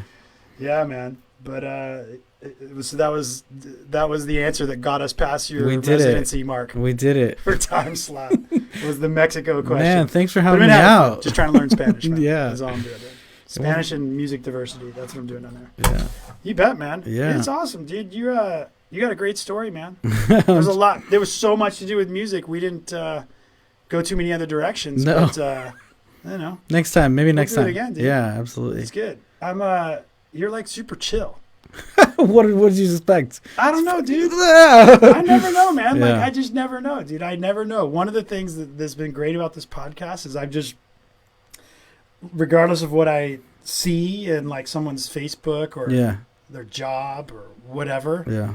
like I just make a point not to let that form anything. Yeah. You know, pictures, whatever. For sure. It's always different, dude. Yeah. When I sit down with somebody, you know, in this relatively informal way Mm-hmm. for this long, that's the one thing that's common through all 77 episodes. It's never what I expected. Yeah. Yeah. You which never is know super anybody's cool. I've story. met some awesome Everybody's people. stories are crazy. And some people I'll probably be, you know, friends with or haven't met yet, you know, for a long time. But yeah, it's awesome, dude. I thanks for the whole, you know, Omnia rundown Yeah. and getting out there to check that out. And Maybe next time we could do some history of, because I've been involved in this. We'll do a little bit of the history of like electronic music in San Diego. yeah, Like, we yeah. touched on it. A In little the bit. milestone stuff, Yeah, yeah, yeah. the pivotal point A stuff. little bit. But yeah, I don't know. It just took us different directions. Yeah. Grammys and let the Academy dogs Awards out? and shit. Yeah, but I had a good time though, man, and stoked that we were able to finally get it together, man. We did it. Yeah, dude, it's awesome. Yeah. What's next? Anything next that you want to shout out before we get out of here? Just this weekend, I'm obviously, as the only dates I can remember off the top of my head, I've got This weekend. I got a Omnia? ton of them, both Friday and Saturday, Omnia, Omnia, and then Friday, I Saturday. think I'm doing cross pre-party with classics on Sunday. Okay. Or for Saturday. I don't know. Do you know of an Omnia night coming up in the future that is going to be one you think will be a really good showcase for It's you? going to be bananas. Comic-Con weekend's always crazy. I'll be Okay. playing Comic-Con weekend. That's when they get all the celebrity power in Check 'em town. out, Like everybody kids. comes to that. It's like bananas. Buy your tickets early. Yeah. I'm sure it'll be mayhem. They haven't told me who I'm playing with, but it's It'll usually be great. yeah, it's You know usually that really already. good. Yeah, It's like the DJ Times thing or whatever. It'll be exactly. good. I mean that was such a great show, man. Clive on Stroke and Yeah. the America's Best DJ Award at Omnia. Jim. Yeah, What's his last name? I can't remember. Shout out Jim. Yeah, I forget his last name. He's cool. He had me speak at the DJ Times Expo once yeah. over in Jersey. Him City. and, it was fun. Atlantic City. Did you know Lars from Pioneer? Yeah, Yeah, he was there, yeah. and I remember him because he The was. reason I was there was Jim. He had me come in and hang out with his squad. Oh, nice. So I met all those. Oh, so the you whole met crew. Lars. Well, I met Lars, everybody. Lars, I don't know if you remember, he used to be on the Real World. Yeah. Yeah, which Totally. is so funny, I right? was partying in the booth behind Yeah, the DJ booth with it him. was so good because he came up to me after and he was just like, "Man, you're phenomenal DJ. Like, Oh. we got to be in touch with each other and He's a cool stuff. guy. And I was like, dude, I played with you in 1990 something at this party. He's like, oh, You guys are besties. Yeah, now. so- Texting. Yeah, right on, man. all right, well, Well, look, dude. Musically, like, your passion for music is clear. People like you in San Diego, it's awesome. It's even more awesome that you stopped in here, hang yeah. out, let me learn a little bit, let people learn a little bit, and And love it, don't be man. afraid to come see me wherever Love I'm it, playing, right? Yeah, dude, and love seeing where you're gonna go, man, and the longevity after all these years. I'm This, ready. kids, folks, this is what makes it happen right there, man. Passion for the music and turn it into the thing. Thanks, man. Awesome, dude. Yep. Hell yeah, man. All right, man. Stay classy, yo. Thanks everybody who tuned in, out, now, later, podcast, whatever. We'll see you. Love you. Bye.